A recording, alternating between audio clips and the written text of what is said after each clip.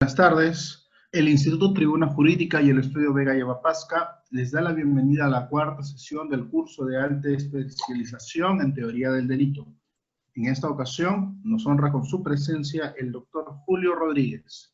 El doctor Julio Rodríguez es abogado por la Pontificia Universidad Católica del Perú, magíster y doctor en Derecho por la Universidad de Barcelona, socio fundador del Estudio Rodríguez Delgado Abogados y profesor de Derecho Penal en la Universidad San Ignacio de Loyola, así como articulista y publicista de libros de naturaleza penal y procesal penal. Le damos la bienvenida y le agradecemos por su participación. Muy buenas tardes y muchísimas gracias por su gentil presentación.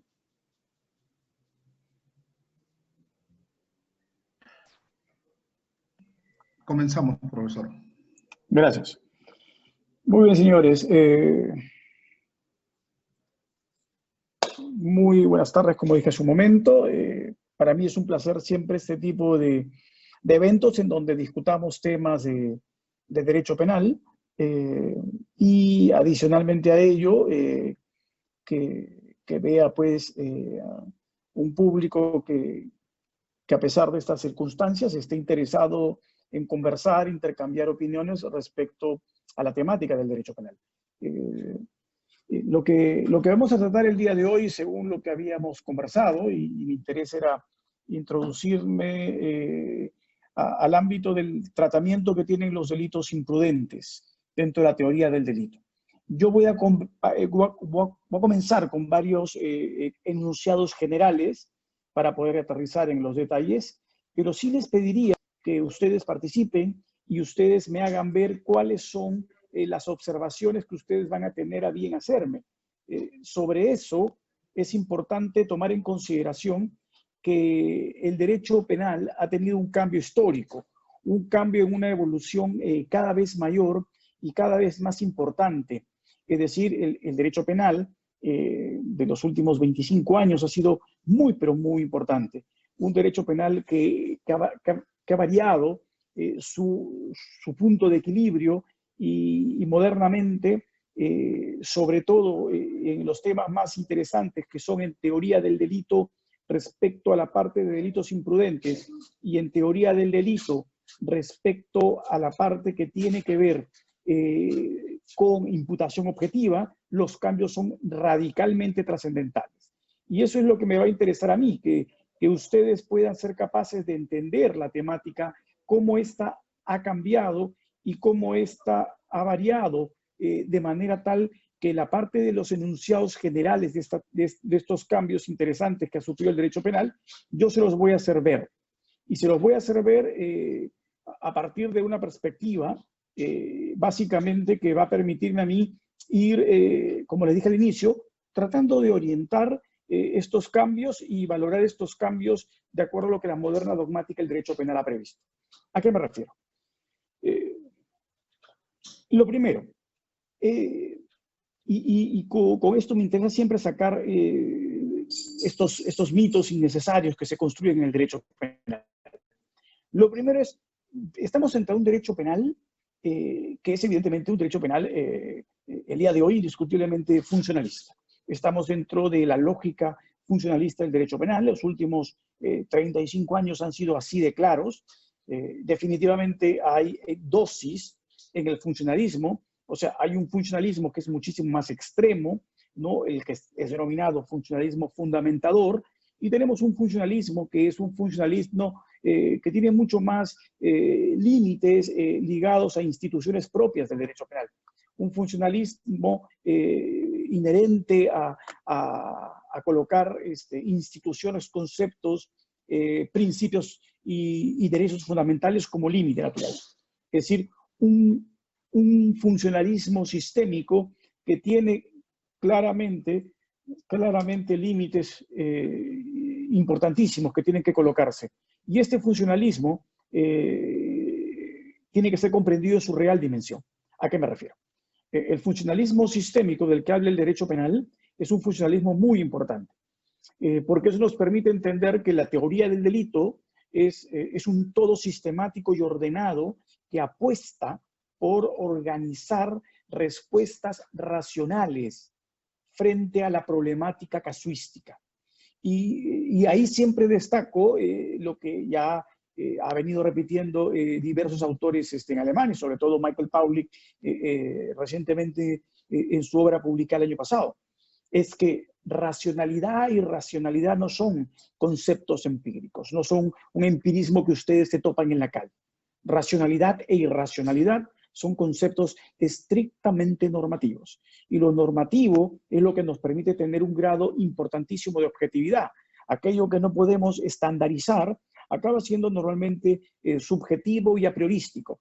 Entonces, este derecho penal lo que busca también es paulatinamente alejarse de la parte de la subjetividad e introducir criterios objetivos que permitan evitar esa subjetividad. Entonces, lo primero es ubicar a este derecho penal actual, esa teoría del delito, dentro de esta lógica del funcionalismo sistémico. Desde mi perspectiva, un funcionalismo sistémico limitador, ¿no? Como lo propone el profesor Roxin, como lo propone el profesor Mirpuch. Esa es la opción que he tomado yo. Ustedes pueden tener otra opción distinta, pero el día de hoy no es que el derecho penal no sea funcionalista. Todo el derecho penal es funcionalista. El otro gran mito en el derecho penal de los últimos años, y a veces lo he escuchado como una suerte de adjetivización peyorativa, ¿no? Dicen, determinado autor es normativista.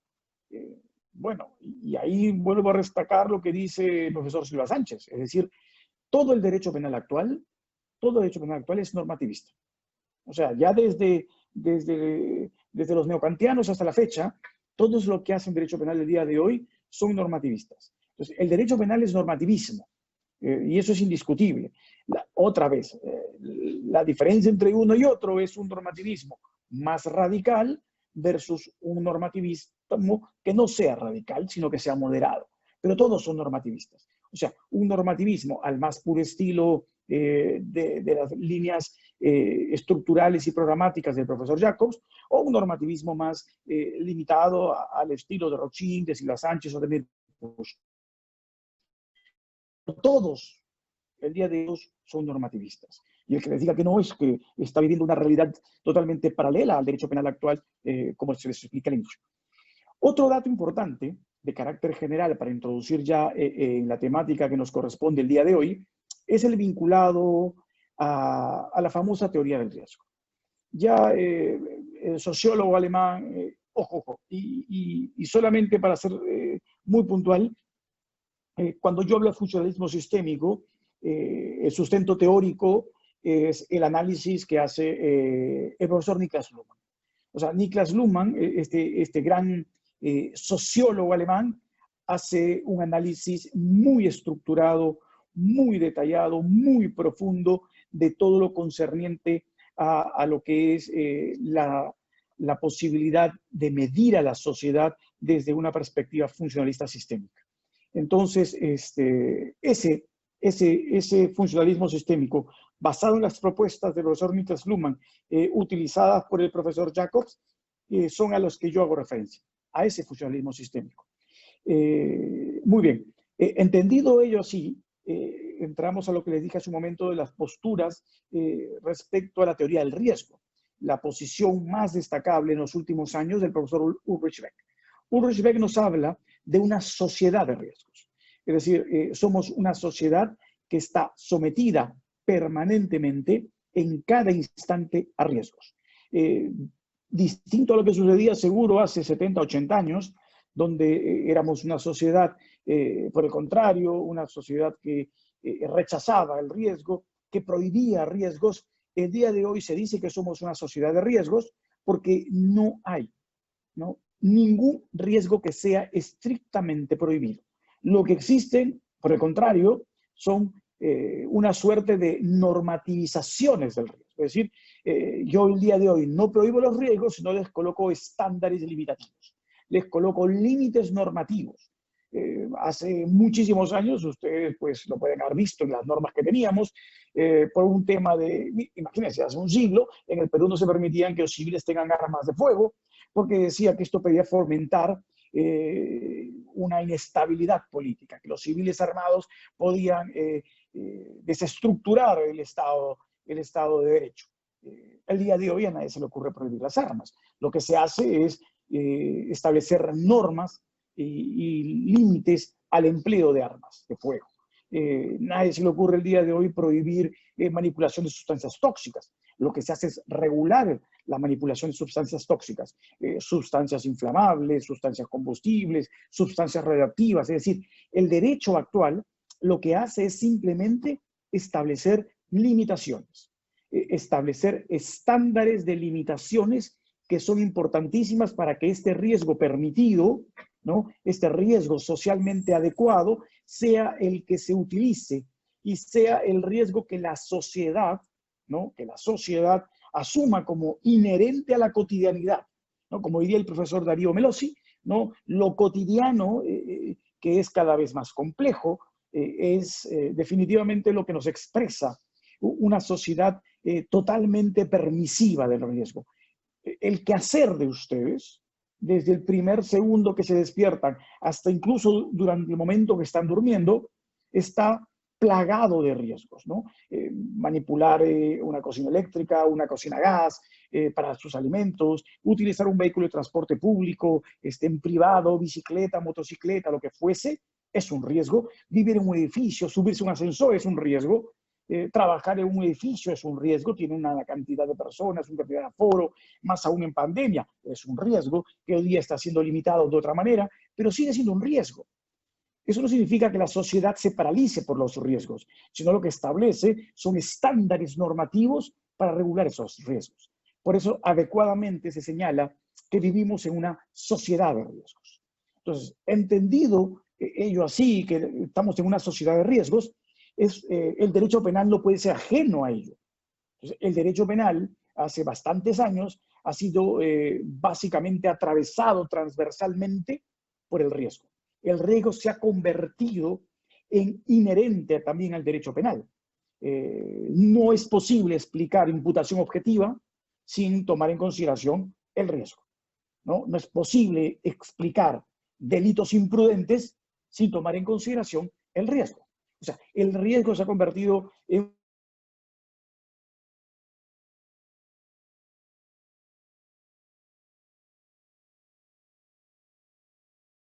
variable importantísima en la teoría del delito. Y es por ello que el riesgo tiene que ser tomado en consideración, como conforme lo vamos a ver al analizar la teoría del delito. Me informan en el chat que estamos con audio y video paralizado. Hay los participantes que lo... Ya se arregló. Gracias, gracias. Háganmelo saber permanentemente. Háganmelo saber si es que hay algún problema para estar atento. Muchísimas gracias, doctor Vega.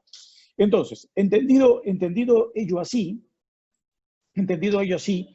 lo importante es que ustedes conciban a la teoría del riesgo como un factor que va a ser trascendental para comprender, sobre todo, entre otras cosas, criminalidad imprudente. Muy bien.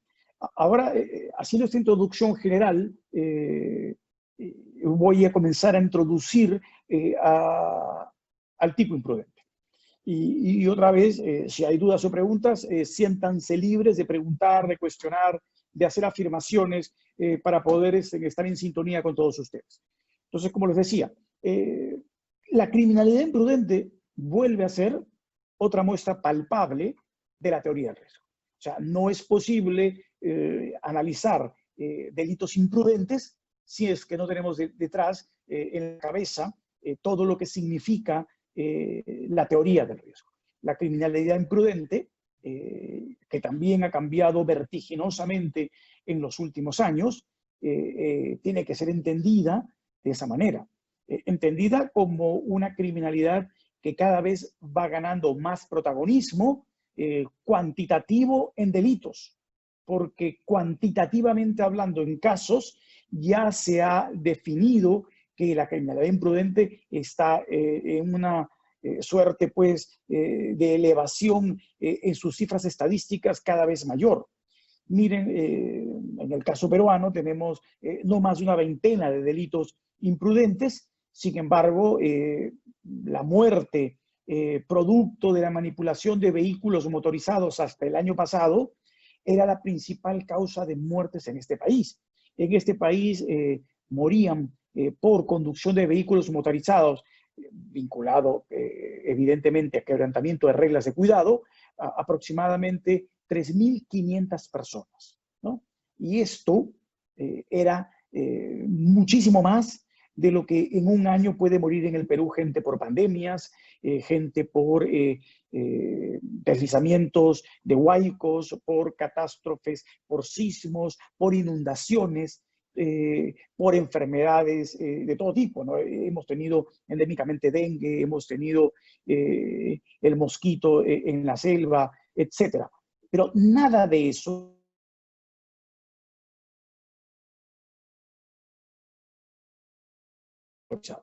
y esto significa que estamos hablando de criminalidad imprudente. 3.500 al año es una cifra exorbitante. Por eso éramos uno de los países con el grado más alto de siniestralidad. A eso les agrego un dato adicional. En una conferencia que tuve hace un tiempo, bueno, hace 6 años, si no me equivoco, en el Congreso de la República, un miembro de la policía que hizo el análisis casuístico antes de mi intervención expresó un dato que me pareció muy, pero muy rico de compartir ahora con ustedes. Él decía que entre el año 1980 y el año 1992, en esos 12 años,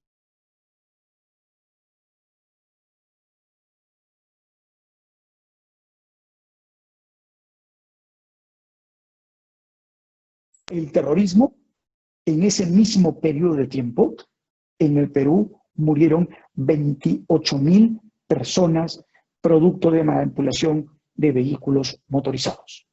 Es decir, en el mismo periodo de tiempo, más gente murió en pistas sin carreteras por actos imprudentes que por el propio terrorismo.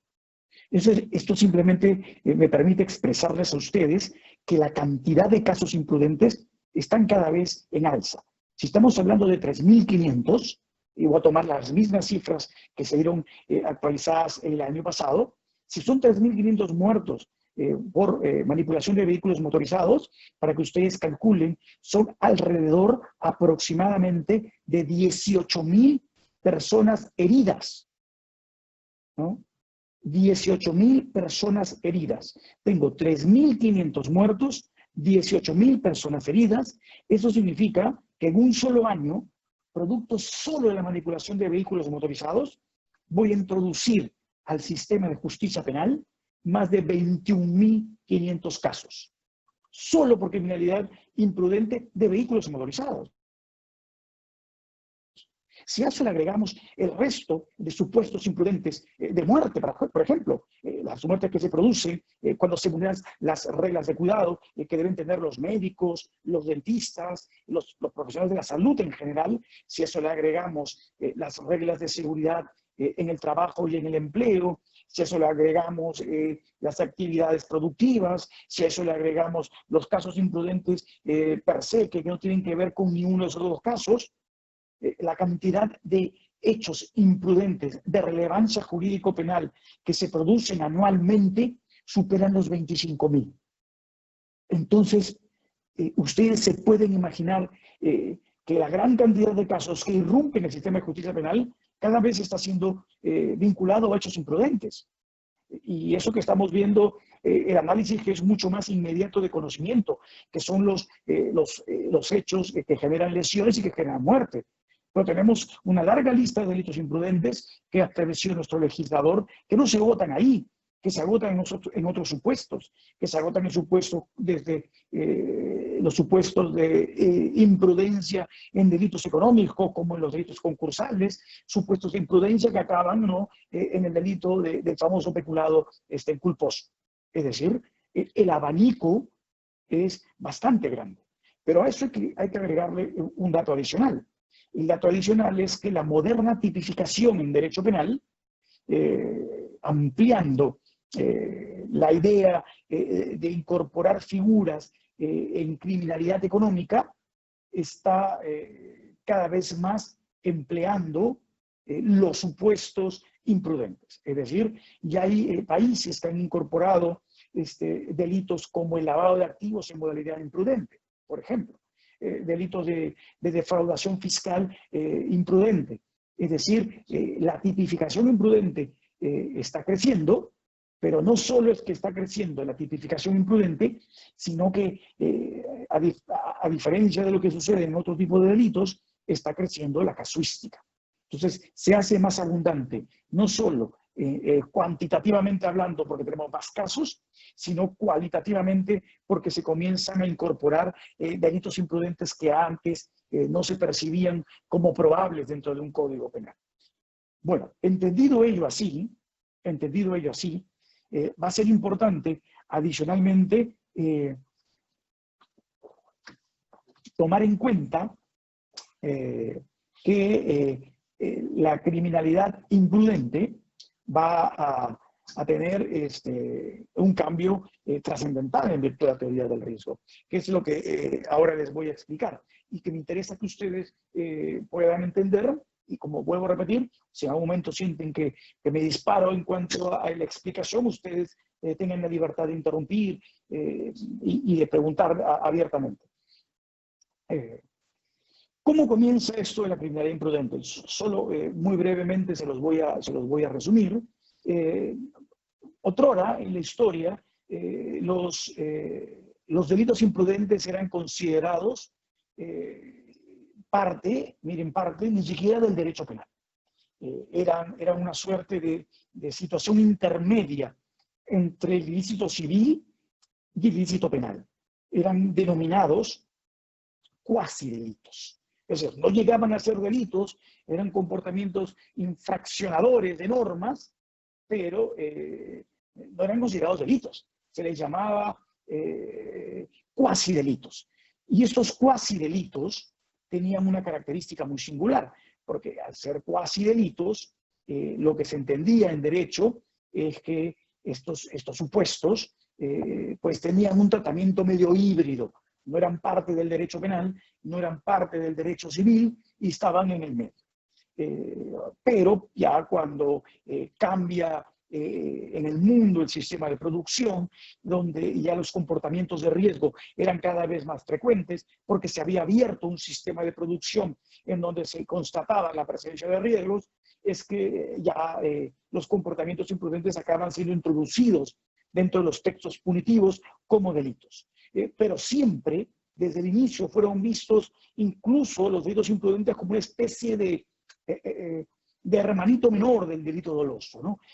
Casi sin mayor autonomía, como una especie de situación atenuante del delito doloso, pero tomó algún tiempo más en que los delitos imprudentes obtuviesen su autonomía y los delitos imprudentes pudiesen ser valorados de la manera en que el día de hoy se les concibe. Entonces, ha habido ahí una evolución histórica en donde ustedes pueden percibir cómo fue migrando la concepción del derecho penal hacia la criminalidad imprudente.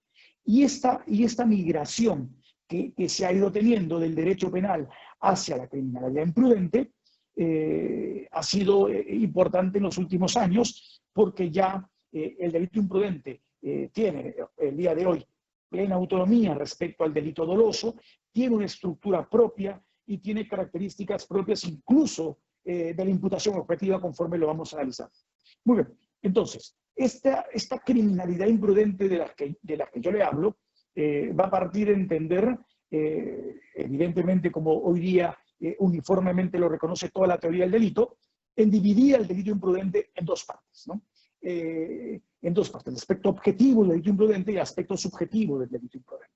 En el aspecto objetivo del delito imprudente, la dogmática nos habla el día de hoy de tres elementos, ¿no? De tres elementos muy claros y muy bien identificados y muy bien definidos en la doctrina. En primer lugar, el eje central gira alrededor de la infracción de la norma de cuidado. Y esto parte de lo que le dije hace un momento. Es decir, en una sociedad como la nuestra, en una sociedad de riesgos, no se prohíben las situaciones de riesgo. Las situaciones de riesgo son inherentes a nuestra vida cotidiana. Entonces, esta sociedad de riesgos lo que hace es limitar la existencia de estos riesgos a través de las normas de cuidado. Entonces tenemos la infracción de la norma de cuidado, por lo tanto, constituye el elemento más importante en el aspecto objetivo del delito imprudente. La infracción de la norma de cuidado va a ser trascendental. Y esta infracción de la norma de cuidado la vamos a subdividir en dos, ¿no? Porque eso va a exigir como contenido de la infracción de la norma de cuidado lo que la dogmática llama el deber de cuidado. Y este deber de cuidado es el que voy a abrir en dos. Voy a tener un deber de cuidado llamado personal, ¿no? Y un deber de cuidado denominado social. Recuerden ustedes, solo para que ustedes puedan entenderlo, el cambio que se ha producido en el concepto de acción en derecho penal. Yo el día de hoy entiendo, y ustedes supongo así lo deben haber estudiado, es que el concepto de acción en derecho penal pues ya evidentemente no es un concepto causal. El causalismo fue superado largamente, fue superado también largamente el concepto final, que tuvo su importancia y tuvo su aporte enorme al derecho penal. El concepto final de acción fue muy importante, pero el día de hoy es el concepto social el que rige, ¿no? Además, acuérdense otra vez que este derecho penal es evidentemente un derecho penal que tiene que ser entendido, y miren lo importante, en virtud de un concepto de acción que es social, pero además entendido que el derecho penal es comunicación. O sea, si el derecho penal es comunicación, ¿no? La acción es un suceso comunicativo. Entonces, eso tiene que ser bien claro para que después entendamos las características que yo voy identificando en el contenido de este deber de cuidado, ¿no? Que hemos dividido en dos. Un deber de cuidado social, ¿no? Y un primer deber de cuidado que se llamará deber de cuidado personal. Entonces, en este deber de cuidado personal, ¿no? Es donde vamos a tomar en cuenta una característica muy peculiar, es el reconocernos como seres humanos que estamos siempre, permanentemente en una situación de riesgo. Un derecho penal que se ve expuesto permanentemente a riesgos y que exige en todos los interactuantes en el ámbito social, en todos ellos, a que adviertan las situaciones de riesgo propias de su actividad social. Es decir, esta situación de riesgo que tenemos que advertir permanentemente a la que nos enfrentamos. Y este deber de cuidado personal lo que va a exigir es esto, pues, es nuestra actitud frente a los riesgos sociales. Es nuestro deber de advertir la presencia de determinados riesgos sociales. Esa es la obligación que tenemos en la actual sociedad, el percibir, el identificar inmediatamente los riesgos sociales. Entonces, sobre esa base es que este derecho penal actual es un derecho penal que exige a los seres humanos que dentro de la concepción de ser sujetos sociales que interactúen, advertir todas las situaciones de peligro, todas las situaciones de riesgo a las que pueden estar sometidos. Entonces, ¿por qué? Porque además, recuerden ustedes, en palabras del profesor Jacobs, nosotros somos seres sociales.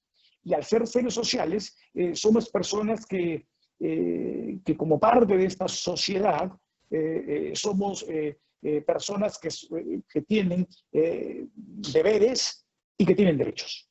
O sea, que tenemos deberes que cumplir, pero también tenemos una serie de derechos. Y por lo tanto, estos deberes y derechos que tenemos como sujetos sociales nos obligan, en el ámbito de deberes, a advertir esta situación de peligro, de riesgo inherente a nuestra interacción social. Entonces, este es el deber de cuidado personal. Debemos advertir el peligro a nuestro alrededor. El segundo nivel es el denominado deber de cuidado social. Y ahí lo que se valora es el hecho de que previamente, advertido el riesgo al que estamos expuestos, nuestro comportamiento, nuestra acción, que como les dije, que como tal es acción social, nuestra acción tiene que estar totalmente estructurada, totalmente encuadrada en virtud al riesgo previamente advertido. ¿A qué me refiero? Con un ejemplo muy sencillo. La persona que va a cruzar una avenida, ¿no? Sabe pues que hay una avenida, circulan vehículos motorizados, tiene que cruzar si está en un semáforo cuando el semáforo le dé verde. Y si no hay semáforo, tiene que cruzar por una esquina. Y tiene que verificar pues que no hayan vehículos. Entonces, mi deber es de advertir la situación de riesgo. Es decir, darme cuenta que voy a cruzar una avenida evidentemente transitada. Entonces, advertir los peligros significa después actuar conforme a dicha advertencia. Verificar que si hay un semáforo, tengo que cruzar cuando el semáforo me dé verde. Entonces, eso significa comportarse en virtud del peligro previamente advertido. Este deber de cuidado social, como dice la doctrina, y ahí sigo el lineamiento que tiene el profesor Mirpucho, el profesor Roxin, nos va a generar deberes específicos, deberes muy puntuales, este deber de cuidado social, ¿no? Este deber de cuidado de nuestra interacción con los demás sujetos. Esto nos va a tener en el derecho penal que dirigir a 3 manifestaciones muy claras. Estos deberes son el deber de omitir acciones peligrosas, el deber de actuar prudentemente en situaciones de peligro y el deber de preparación o información previa. Estas 3 manifestaciones de estos deberes son manifestaciones que se deben tomar en consideración para poder valorar de manera clara esta interacción social que vamos a tener. Comencemos por el último, el deber de informarse previamente, ¿no? El deber de prepararse previamente. Ante una actividad de riesgo, las personas tienen que prepararse. Me refiero, imagínense ustedes en el caso del médico. El médico antes de realizar una intervención quirúrgica tiene que pedir la información de su paciente. Y la información de su paciente tiene un nombre en tecnicismo médico. Se llama el famoso riesgo quirúrgico. Pero el riesgo quirúrgico no es otra cosa que información.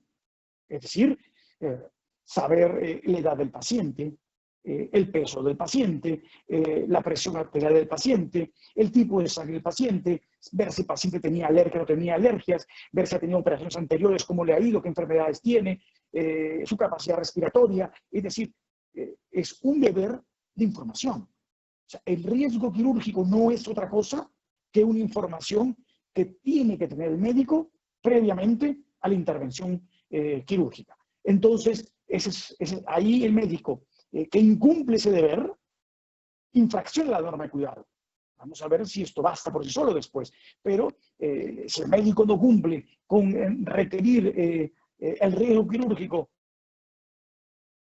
e interviene al paciente, pues está quebrantando la norma de cuidado. Este deber de cuidado que exige informarse previamente. El segundo es el deber de actuar prudentemente en situaciones de riesgo. Miren ustedes, en el primer caso estamos reconociendo un riesgo, ¿no? El riesgo quirúrgico sigue siendo una actividad de riesgo. Todos los médicos realizan actividad de riesgo cuando intervienen quirúrgicamente. En el segundo caso es el deber de actuar prudentemente en situaciones de riesgo o en situaciones de peligro. Es decir, nuevamente reconocemos el riesgo como inherente a nuestra vida cotidiana y la persona que se somete a una actividad de riesgo, pues tiene que colocar su máxima atención en el despliegue de la actividad riesgosa. Manejar, por ejemplo, un vehículo motorizado. El que conduce un vehículo motorizado tiene que colocar la máxima atención durante la conducción.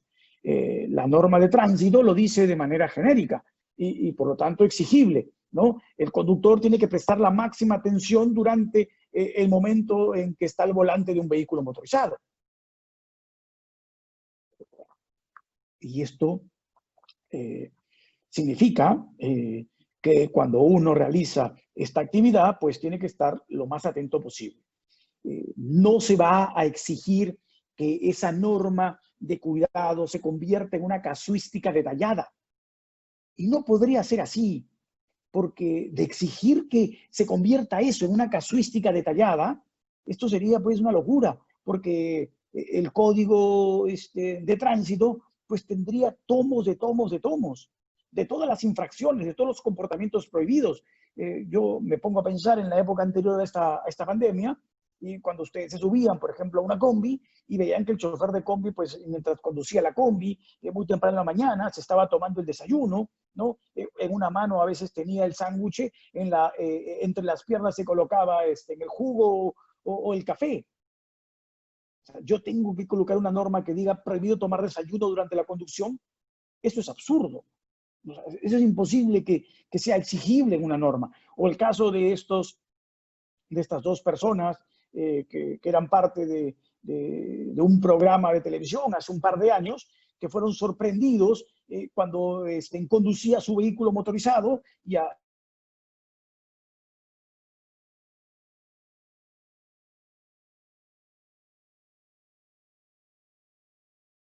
fueron intervenidos por la policía. Esta persona se molestó con la policía y cuadró a la policía diciéndole al policía que por qué no iba a intervenir si eso no estaba recogido expresamente en el reglamento de tránsito. Oiga, yo no tengo que recoger eso en el reglamento de tránsito como un acto prohibido. La pregunta es obvia. ¿Esa persona estaba colocando su máxima atención en la conducción en ese momento?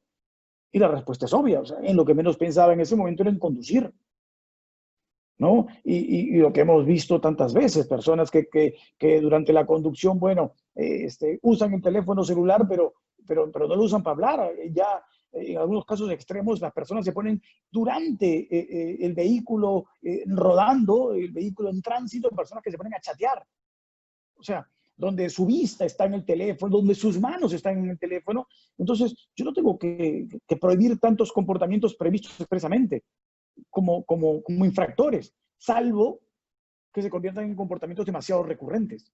Y esa es la razón por la cual es la prohibición de vehículos motorizados, de utilizar dispositivos de telefonía celular, porque el celular se convirtió en algún momento de ser un artículo exclusivo para un grupo reducido de personas, se convirtió en un aparato, en un dispositivo prácticamente de necesidad personal. Entonces, no hay persona que no tenga un teléfono celular y por lo tanto los conductores todos tienen un teléfono celular y como esto se volvió tan recurrente, el legislador tuvo que expresamente prohibirlo, pero por su enorme cantidad de casuística.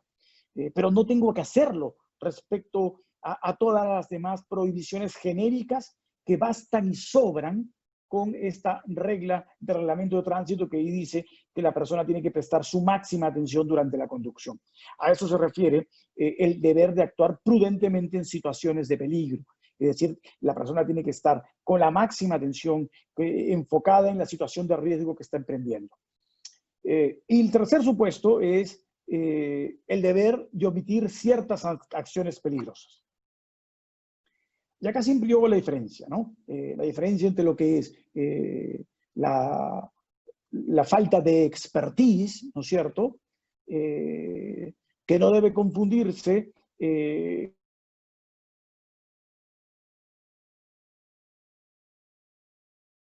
personas que a pesar de tener formalmente la potestad de realizar una determinada actividad de riesgo,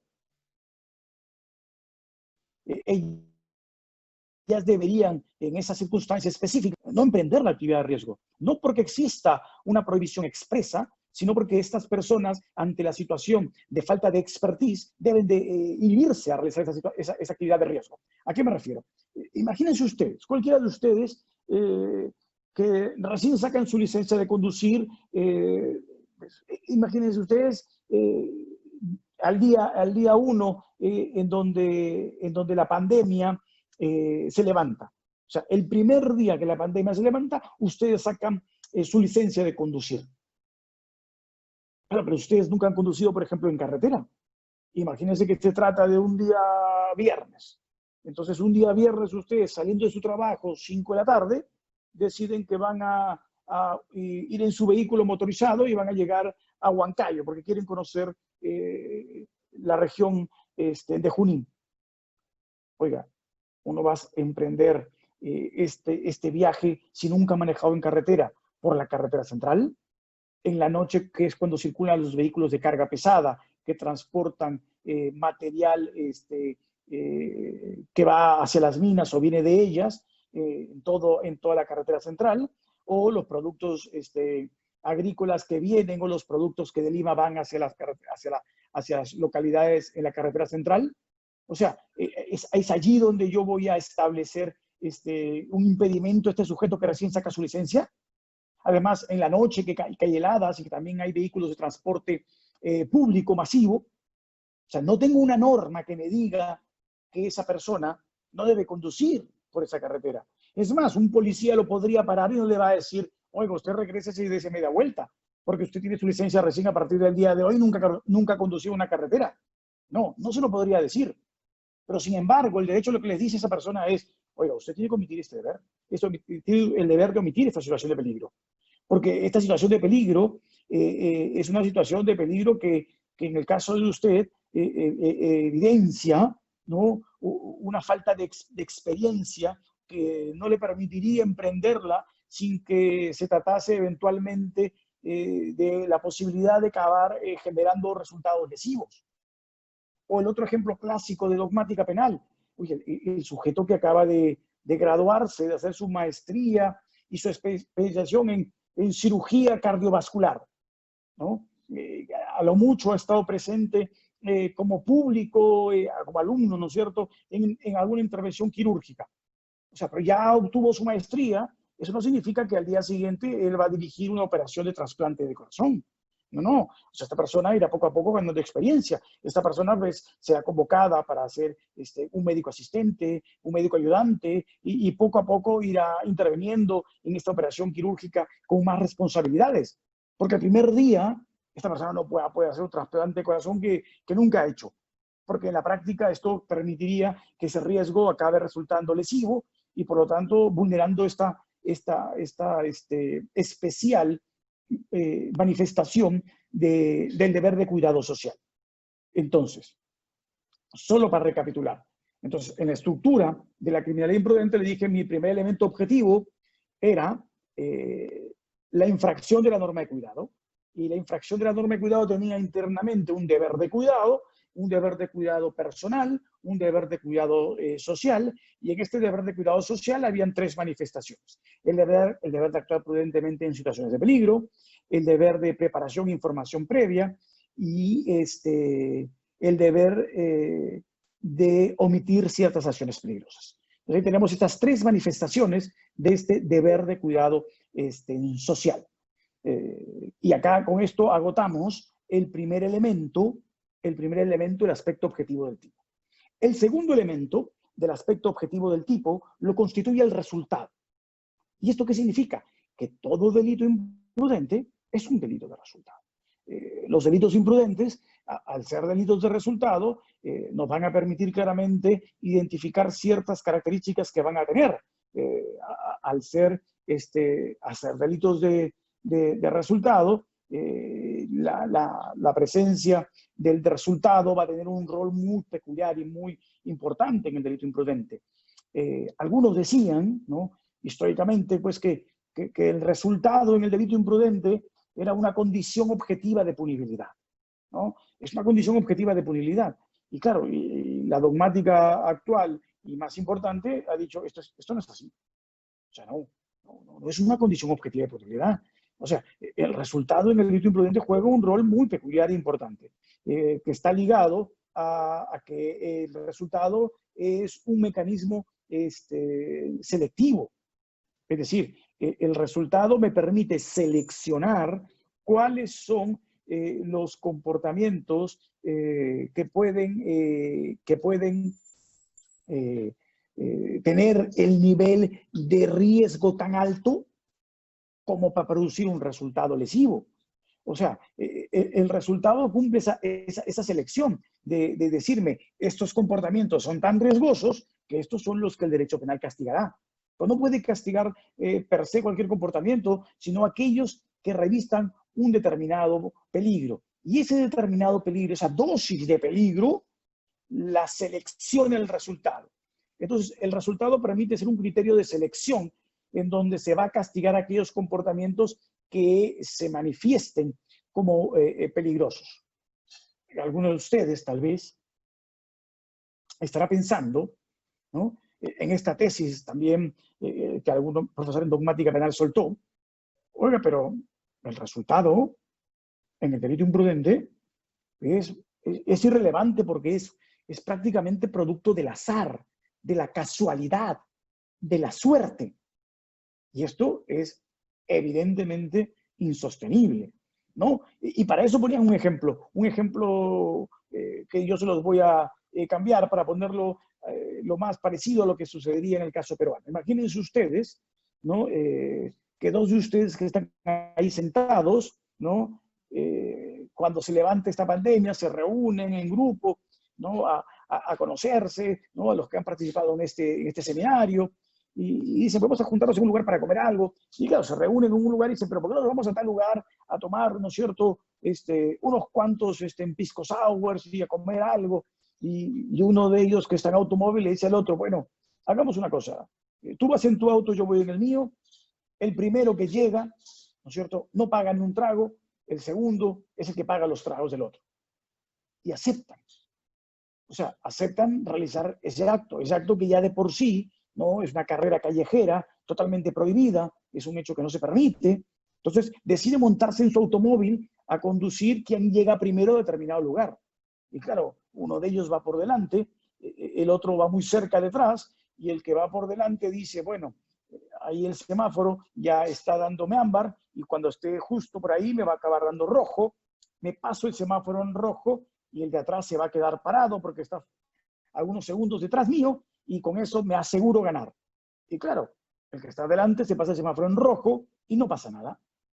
Y el que está detrás pasa el semáforo en rojo e impacta, ¿no es cierto?, a un vehículo y lesiona a esa persona.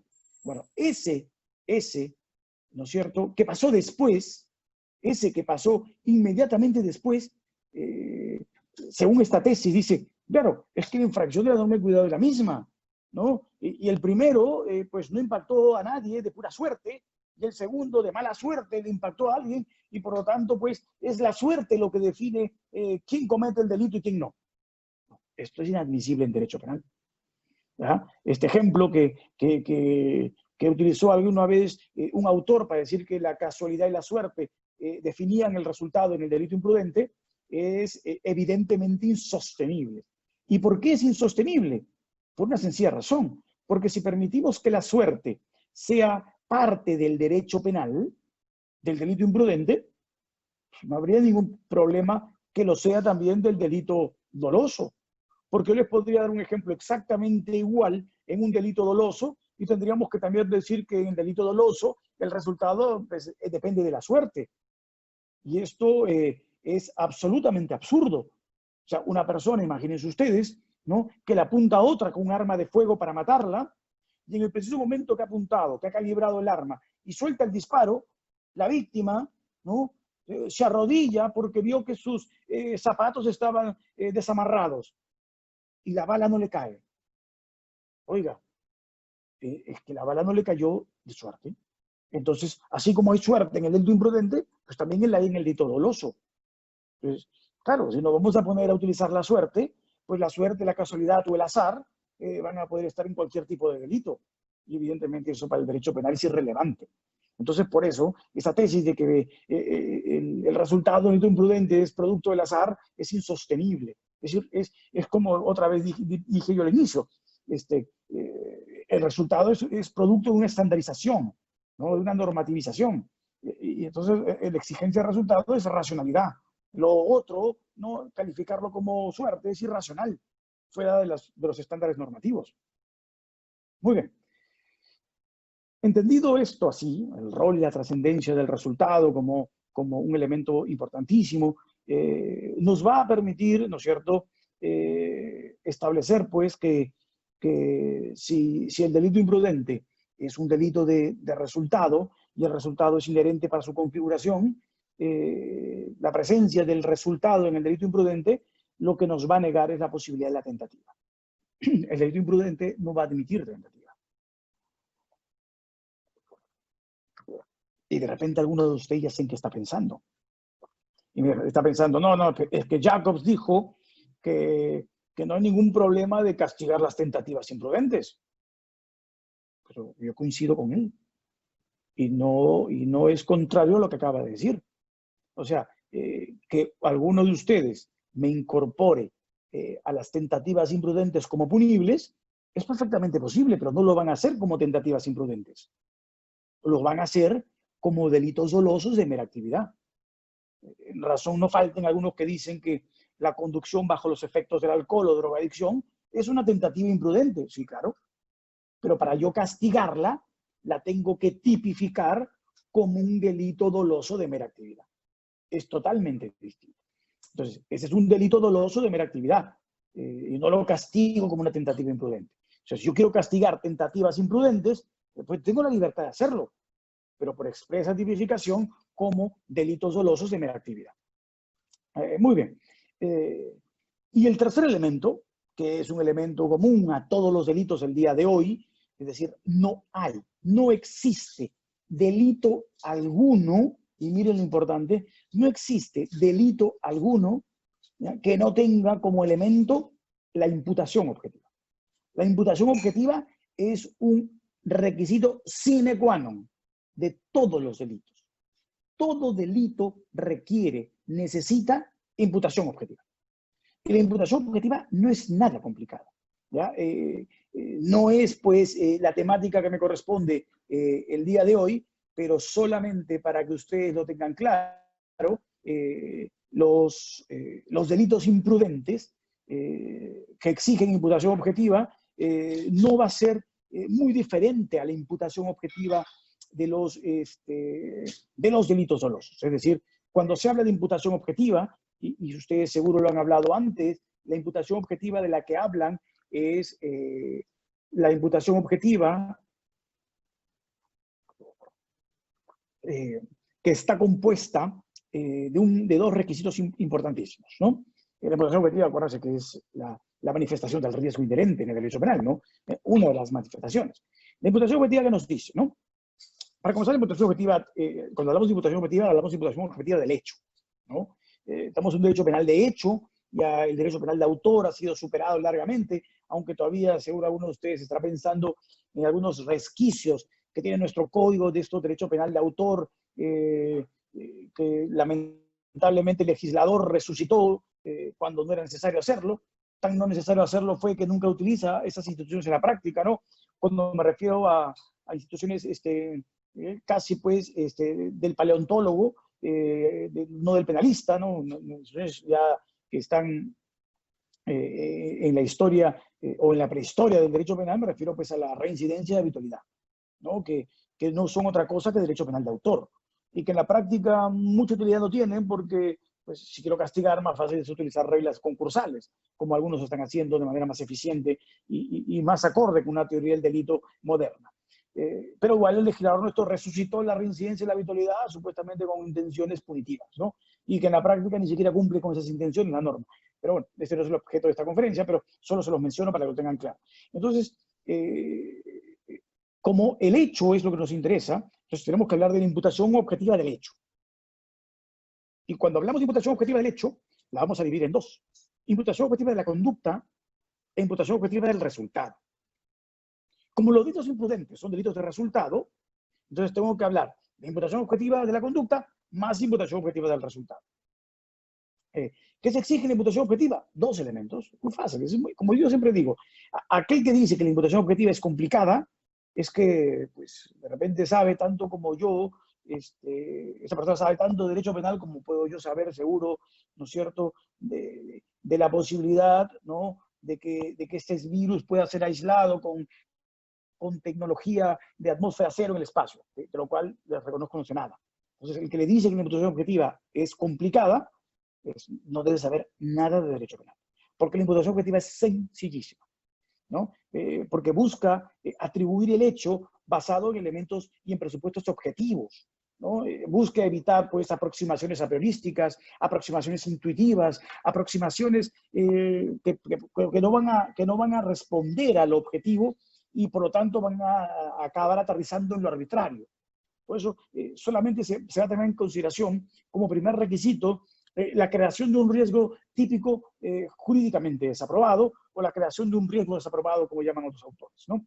La creación de un riesgo desaprobado es el primer elemento para hablar de imputación objetiva. Es decir, ¿por qué? Porque si ustedes leen entre líneas, y eso es importante, oiga, pero entonces si el riesgo es permitido, ¿yo tengo que hablar de imputación objetiva? Pues no, nada. Porque si el riesgo es permitido, es un comportamiento adecuado, es un comportamiento adecuado a derecho, es un comportamiento normativizado. Entonces, un comportamiento adecuado a derecho, normativizado, regulado, no puede ser jamás en ninguna medida considerado ilícito, porque sería un contrasentido. Es decir, si a una persona le digo que este es tu decálogo de comportamiento, si te comportas así, está correcto porque eso es lo que te exige la sociedad y el derecho, yo no puedo después decirle, oye, te has comportado así, pero igual te voy a castigar. Eso es absurdo. O sea, ese mensaje comunicativo es totalmente errado. Como dicen algunos, ese es un contramensaje.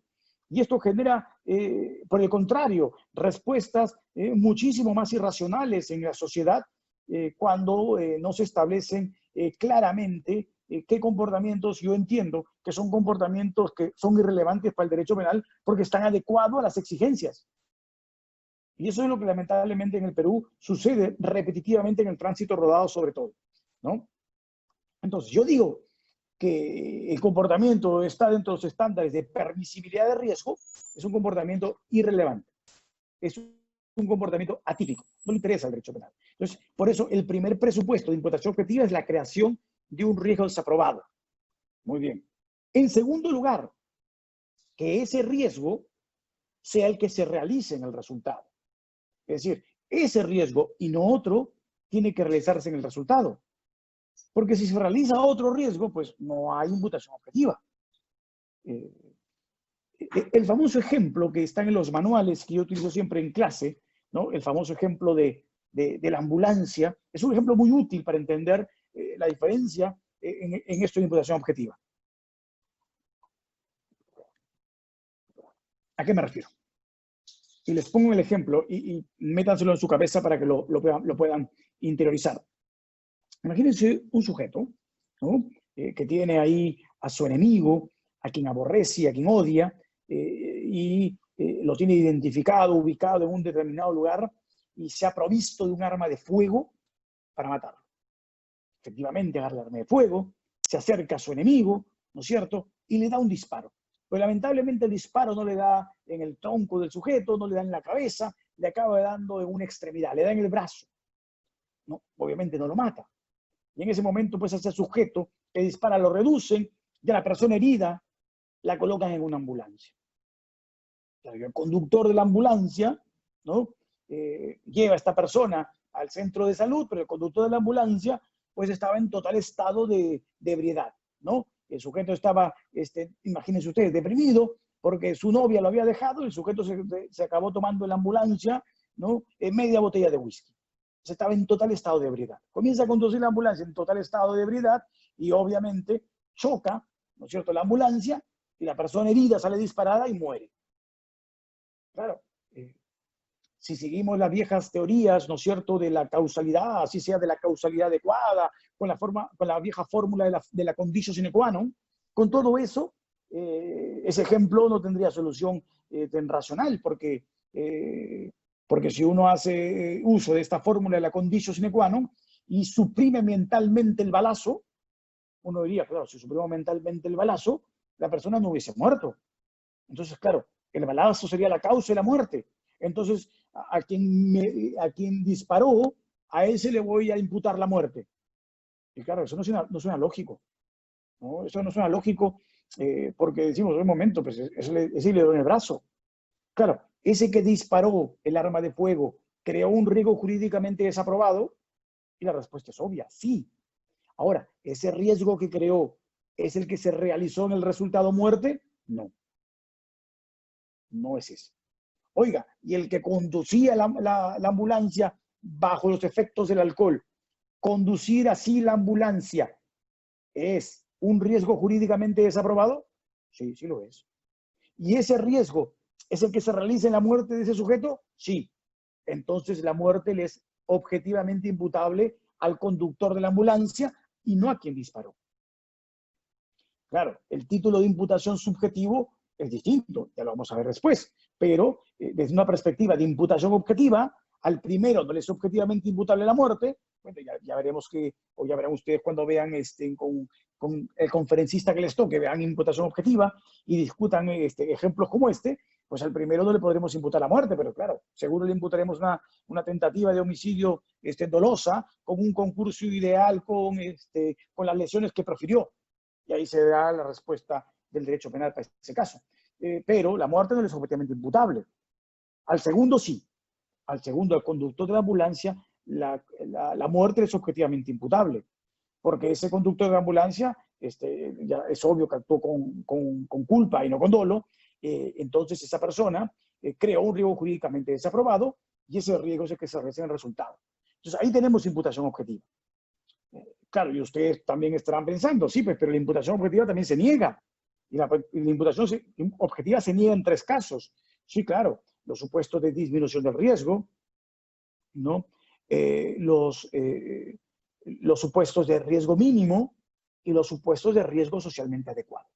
Esos 3 casos me van a negar la imputación objetiva. Es decir, miren ustedes, voy a tener igual los primeros presupuestos de los que he hablado, para configurar la imputación objetiva, pero a pesar de que los tenga, si estamos en uno de estos 3 casos que he mencionado, vamos a negar la imputación objetiva. O sea, ante un riesgo mínimo, ante riesgo socialmente adecuado o ante disminución del riesgo. Vamos a dar un ejemplo de cada uno que es muy sencillo, muy fácil, para que ustedes lo puedan comprender y así se ubiquen inmediatamente en estos supuestos. El caso de riesgo de reducción del riesgo, por ejemplo. Imagínense ustedes, ¿no? Una persona que está caminando por una avenida, imagínense por la avenida Larco, ¿no? Donde hay edificios muy pegados a la calle, y esta persona está caminando con otra, y claro, la persona que está abajo caminando con esta otra no percibe, ¿no es cierto?, que tiene a alguien arriba que lo odia, que es su vecino, y que ha agarrado, ¿no? Imagínense usted esas pantallas antiguas de computadora que parecían unos televisores, y ha agarrado allá desde el piso 15 y se lo está arrojando, ¿no? La persona que está caminando abajo no está mirando arriba a ver qué pasa, y menos aún está mirando ahí arriba donde está el vecino que la odia, y suelta el vecino esto. Pero la persona que está caminando con ella al lado, ¿no?, es la que sí ve que está cayendo algo que le va a caer a la persona con la que está caminando. Claro, en ese momento la persona lo empuja, ¿no? Lo empuja, pero conoce, ¿no?, que al empujar se puede caer, ¿no es cierto?, y se puede doblar un tobillo, y romper un tobillo, romper una muñeca, romper un dedo, etc. Y efectivamente, al empujarla a esta persona, se cae, se dobla la muñeca y se rompe un dedo. Pero claro, al costado donde le empujó, justo cayó la pantalla de computadora. Si la pantalla de computadora le hubiese caído justo donde estaba parada, la mataba, porque le caía en la mitad de la cabeza, le iba a hacer un TEC. Entonces, moría seguro. Entonces, la persona que empuja, lo que está haciendo es reducir el riesgo. Oiga, ¿uno puede estar empujando a la gente en la vía pública así por así? No. ¿Y él sabía que empujándola se podía lesionar? Sí. ¿Se ha creado un riesgo jurídicamente desaprobado? Sí. ¿Ese riesgo que él creó con el empujón se realiza en el resultado? Sí. ¿Se rompió el dedo? Sí, pero ¿para qué lo hizo? Para reducir el riesgo. El riesgo que había era un riesgo de muerte, y esta persona con el empujón lo transformó en un riesgo de lesión tan solo. Entonces, en ese caso, vamos a negar la imputación objetiva de ese comportamiento. Muy bien. Eso es el caso de disminución del riesgo. El caso de riesgo mínimo o riesgo insignificante.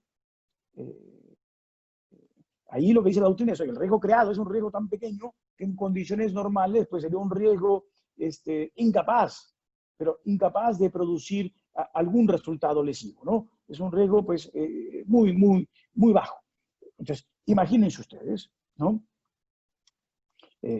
Unas personas que están ahí en un parque público, conversando, bromeándose entre ellas, y ven que viene otra persona, ¿no? Otra persona que viene preocupada y absorta, ¿no? Caminando lentamente con una bolsa en la mano.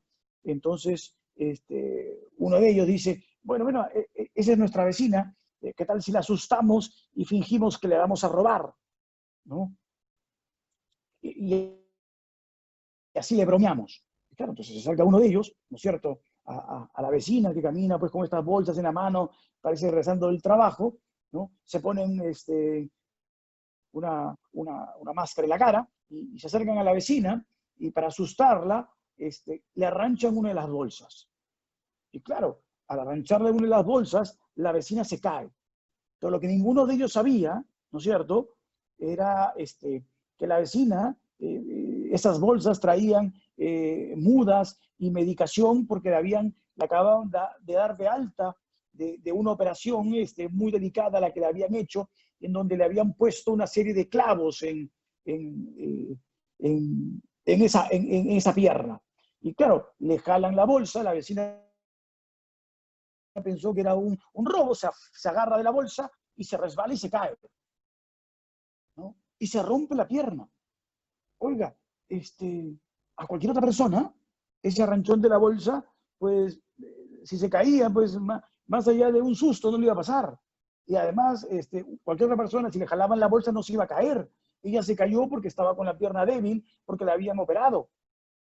Entonces, para cualquier otra persona en condiciones normales, eso no hubiese producido jamás una lesión, ¿no? A nadie le hubiese producido una lesión. Solo se le produce a esa vecina porque tenía esta situación de debilidad de salud previa, que ninguno de ellos obviamente conocía. Entonces, esto es un riesgo mínimo o insignificante para la integridad física. Entonces, la dogmática dice que ahí negaremos la imputación objetiva, ¿no? Porque si alguno de esos conocía de que la vecina había estado operada y que estaba débil y todo lo demás, evidentemente ahí no podríamos negar la imputación objetiva y se lo atribuiríamos a los sujetos. Pero en este caso, ahí ni siquiera. Entonces, este era un supuesto de riesgo mínimo insignificante, que como vuelvo a decir, a cualquier persona le jalaban la bolsa y ni siquiera se caía, ¿no? Y si eventualmente se caía, pues jamás iba a golpear de tal manera que se iba a romper una pierna, pero esta persona sí. Entonces, ese es un caso de riesgo mínimo o insignificante. En esos casos también negamos la imputación objetiva. Y el último caso es los casos de adecuación social del riesgo o riesgo socialmente adecuado, en donde el derecho penal, por un concepto de utilidad social y por una suerte de comportamientos que tienen una connotación estructurada en determinado ámbito, como comportamientos que no solo se aceptan, sino que además acaban teniendo un beneficio ulterior, es que se acaban pasando por alto, ¿no? Supuestos en donde esas conductas encuadrarían en tipos penales. Yo siempre pongo un ejemplo que para los abogados, sobre todo para los que interactúan con Ministerio Público y Fiscalía, les resulta bien claros, es el caso pues, de las personas que son parte del Ministerio Público y la Fiscalía, jueces y fiscales, que no pueden recibir regalos. Están prohibidos de recibir regalos, ¿no? El solo hecho de recibir un regalo ya puede ser un indicio de la eventual comisión de un delito de cohecho, ¿no? De un delito vinculado a un acto de corrupción o tráfico de influencias o algo por el estilo. Entonces no se permiten la recepción de regalos. Esto está prohibido. Muy bien. Pero, ojo, muy a pesar de que está prohibido, miren ustedes, muy a pesar de que eso en derecho penal no se permite, y en el derecho administrativo ni jueces ni fiscales pueden recibir regalos, pero cuando yo he conversado con amigos fiscales o jueces que han sido enviados a lugares lejanos de capitales de región, de capitales de provincia, ¿no? En donde pues acaban siendo jueces mixtos, fiscales mixtos, o incluso algunos jueces de paz letrado, en esos lugares aislados y más recónditos, lo más común es que cuando son nombrados y van a ese lugar, llegan a ese lugar y les dan obsequios, ¿no? La gente que eventualmente es con la que van a interactuar, pues les dan, les mandan un chanchito, les mandan gallinas, les mandan, a veces les mandan un carnero, a veces les mandan hortalizas, les mandan cuis. Claro, pero imagínense ustedes que no lo acepten. Si no lo aceptan esa persona en ese ámbito, pues no lo acepta cumpliendo la regla. Entonces después, la función que va a cumplir allí va a ser una función que va a estar distante de lo que se exige, porque la comunidad no lo va a aceptar, su capacidad de interacción va a ser muy reducida, y normalmente los acaban cambiando. Y es por eso que en esos contextos, ¿no? Porque por utilidad, ¿no? Se dice, bueno, ahí se recibe y no pasa nada. Ahí no se va a entender eso como un indicio de un acto ilícito, ni se le va a sancionar a esa persona. Porque en ese contexto, el no recibirlo acaba siendo más perjudicial. Porque en ese contexto, recibir esos regalos es socialmente adecuado. Ahí se va a negar otra vez la imputación objetiva ante supuestos de comportamientos socialmente adecuados. Muy bien, esto es lo que se exigiría en la imputación objetiva de la conducta, pero esto se exige tanto para el delito doloso como para el delito imprudente. Sin embargo, para el delito imprudente, además, ¿no?, se toma en consideración que las normas de cuidado siempre se establecen, siempre se configuran, ¿no?, con un objetivo tuitivo. Es decir, la norma de cuidado tiene una finalidad de protección. Entonces, siempre tiene que interpretarse todo de acuerdo a la finalidad de protección de la norma de cuidado. Porque si el comportamiento sale del margen, ¿ya?, del margen de la infracción de la norma de cuidado, en virtud a que no se respeta su objetivo protector, es que allí vamos a tener que valorar específicamente la imputación objetiva en casos imprudentes. ¿Por qué razón? Porque las normas de cuidado tienen como finalidad proteger a las personas, proteger a la colectividad, a la sociedad, etc. Proteger bienes jurídicos.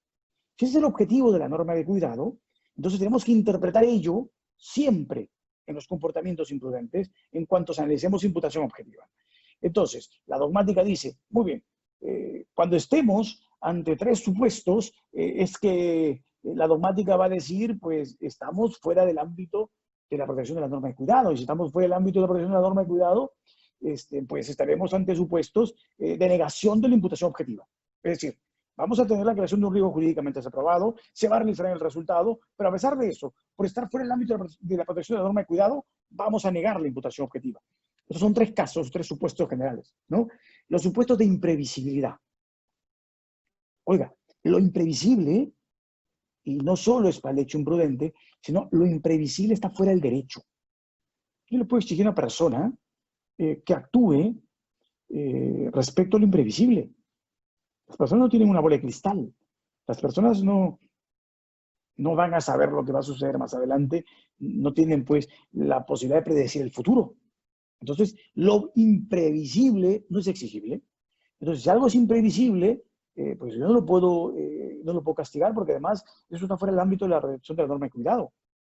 El sujeto que va conduciendo su vehículo motorizado, ¿no?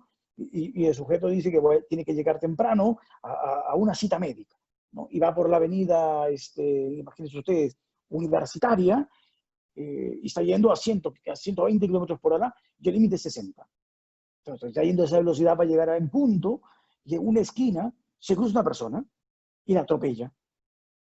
Y la mata, obviamente. 120 una persona, pues le deja hecho polvo a la pobre. Entonces, cuando pues levantan a la persona y evidentemente al sujeto conductor lo llevan preso porque ha matado a alguien, pero imagínense ustedes que en el bolsillo de la víctima, ¿no?, cuando le practican la necropsia, encuentran una nota de suicidio. Y la persona dice que se va a colocar en la universidad universitaria el día tal, a tal hora, esperando arrojarse a la rueda de un vehículo porque ya no quiere vivir más. Claro. Entonces la pregunta es obvia. ¿La norma de cuidado tiene como objetivo proteger suicidas? ¿La norma de cuidado que me regule el máximo de velocidad está destinada a proteger que la gente no se arroje debajo de los neumáticos suicidándose? No, eso no es el objetivo de la norma de cuidado. Está fuera del ámbito de protección de la norma de cuidado. La norma de cuidado parte de un principio obvio y básico en sociedad, que todos nos autoprotegemos, ¿no es cierto? Que cada persona protege sus propios bienes jurídicos y sobre todo el principio de protección de la vida, ¿no? Entonces ahí vamos a negar la imputación objetiva, porque pues lo imprevisible, como ese caso, no es previsible que alguien se tire a suicidarse debajo de las rentas del vehículo, está fuera del ámbito de la norma de cuidado. Muy bien. Primer supuesto, ¿no? Los supuestos de falta de previsibilidad. Y los supuestos, otros supuestos son los que están, los supuestos en donde hay desvinculación entre la infracción de la norma de cuidado que se realiza y el hecho que se produce. O sea, están totalmente desvinculados, ¿no? El ejemplo clásico. Oiga, el sujeto, ¿no es cierto?, que no tiene licencia de conducir. Oiga, el sujeto pasó sus exámenes de conducción escrito, pero estamos en pandemia, pues el sujeto no ha pasado el examen de manejo porque se queda en el examen de manejo. Entonces, claro, maneja su vehículo motorizado sin licencia. Entonces, el sujeto, pues, saca su vehículo, ¿no? Está manejando por la avenida, en eso, pues, el semáforo le está dando verde, y el sujeto cruza el semáforo en su automóvil, pues, dando verde. Claro, pero del otro lado, estaba cruzando uno, en pleno semáforo, impacta y choca con este automóvil, ¿no es cierto?, del conductor sin licencia, y acaba, imagínense ustedes, hiriéndose gravemente el copiloto del auto que se pasó el semáforo en rojo. Oiga, el sujeto efectivamente no tenía licencia. Pero la pregunta, ¿el resultado del copiloto, ¿no es cierto?, lesionado del otro auto, tiene algo que ver con que este sujeto no tenga licencia? ¿O tiene que ver con que el otro se pasó el semáforo en rojo? Es cierto, el sujeto que está conduciendo sin licencia infracciona la norma de cuidado, pero no tiene nada que ver con el resultado que se ha producido. Entonces ahí se niega también la imputación objetiva, porque hay una desvinculación entre la infracción que el sujeto comete, manejar sin licencia, y el resultado de lesiones que tiene que ver directamente con otro sujeto que se pasó el semáforo en rojo. Muy bien. Y el último supuesto, que está vinculado a los casos en donde el derecho penal los denomina comportamiento alternativo correcto. Los casos de comportamiento alternativo correcto son casos en donde la doctrina también acaba negando la imputación objetiva. La doctrina niega la imputación objetiva en esos casos, comportamiento alternativo correcto. Y ahí hay varios ejemplos incluso de hechos imprudentes muy interesantes. El caso más usual es el caso del médico, ¿no? El médico que tiene que hacer una intervención quirúrgica. Y el médico que tiene que hacer una intervención quirúrgica, miren ustedes, habla con el anestesista y le dice, oye, ¿ya has verificado la anestesia? Sí, ya la verifiqué. A esta persona hay que ponerle, imagínense ustedes, silocaína, ¿no es cierto? Porque la novocaína le puede generar un efecto negativo. Ok, entonces le vamos a poner silocaína y no novocaína, ¿no? Entonces mueven las cosas para que esto supuestamente sea así, ¿no? En la ficha y en el papel que colocan, pero a la hora de que el médico anestesista le coloca la anestesia, como el paciente anterior le habían colocado también una anestesia similar, pues pensó que era la común y la cambia. Y le coloca la que no debía. Y claro, en plena aplicación de la anestesia, la persona comienza a convulsionar y se muere. Oiga, entonces, sí, pues usted no le puso la que dijimos que le iba a poner. No, es que yo pensé, pero bueno, entonces usted ha quebrantado la norma de cuidado. Pero imagínense ustedes que la autopsia acaba arrojando, ¿no es cierto?, como resultado que esa persona tenía una alergia muy extraña, no detectable en los procedimientos de riesgo quirúrgico normales. Es más, si le hubiesen puesto la otra sustancia que era la que debía, la persona igualmente se hubiese muerto, ¿no? Porque le hubiese puesto la anestesia que le hubiese puesto, se moría igual. Pero no era detectable con los procedimientos de riesgo quirúrgico. Entonces, así se hubiese realizado el comportamiento alternativo, que era el correcto, la persona igual se moría. Ah, claro. Ahí negamos también imputación objetiva. Entonces, porque eso está fuera de los ámbitos de protección de la norma. Entonces, esos tres casos, ¿no es cierto?, adicionales a los tres que negamos para el delito doloso y equivalente al delito imprudente también, porque están fuera del ámbito de protección de la norma, estos últimos tres, permiten negar la imputación objetiva, ¿no? Y la imputación objetiva, pues, es trascendental, porque cumple un rol en el que me vincula la infracción de la norma y cuyo resultado. Y como les dije hace un momento, la imputación objetiva es exigida en todos los delitos. Finalmente, el aspecto subjetivo. El aspecto subjetivo del delito imprudente. El aspecto subjetivo del delito imprudente, pues me va a obligar a hacer la clásica división. O estamos ante una teoría volitiva, clásica, una teoría clásica volitiva del derecho penal, o estamos ante una teoría cognitiva, ¿no? La teoría volitiva, pues me va a decir que todo elemento subjetivo, ojo que además el elemento subjetivo, yo siempre lo expreso así con mis alumnos, es una moneda de dos caras, ¿no? El elemento subjetivo en una cara tiene el dolo, y en otra cara tiene la culpa. Así es el elemento subjetivo. Entonces, la teoría que explica el elemento subjetivo de los tipos penales puede ser la teoría volitiva, que me dice que hay voluntad y conciencia.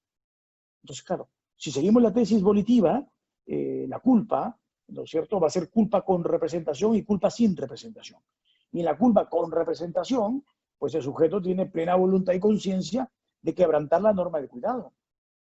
Esa vieja frase de una sentencia de la Suprema antigua que dice que se cometen delitos imprudentes sin querer, bueno, es una sentencia que tiene que ser para el olvido, ¿no? Porque pues esa doctrina que yo siempre me burlo, digo, es la doctrina Chespirito, ¿no? Como que sin querer. O sea, el sujeto que va manejando su vehículo motorizado, en ese ejemplo que dimos, en la avenida Universitaria, a 120 kilómetros por hora, ¿lo hace sin querer? De ninguna manera. Lo hace con plena voluntad. Quería llegar rápido a su clase o a su cita médica. Entonces lo hace con plena voluntad, ¿no? Y con conciencia, porque sabe que no puede manejar esa velocidad. Entonces, en el delito imprudente, ¿la culpa tiene conciencia y voluntad? Sí. Pero la conciencia y voluntad solo abarcan hasta la infracción de la norma de cuidado. Si seguimos teoría volitiva, el sujeto que infracciona la norma de cuidado lo hace con conciencia y voluntad. Nunca puede abarcar el resultado, porque si abarcase el resultado con conciencia y voluntad, pues estaríamos ante un delito doloso y no imprudente. Pero si hay conciencia y voluntad, si seguimos teoría volitiva. No, que seguimos teoría cognitiva. Si seguimos teoría cognitiva, en la teoría cognitiva, ustedes saben que no hay voluntad sobre el conocimiento.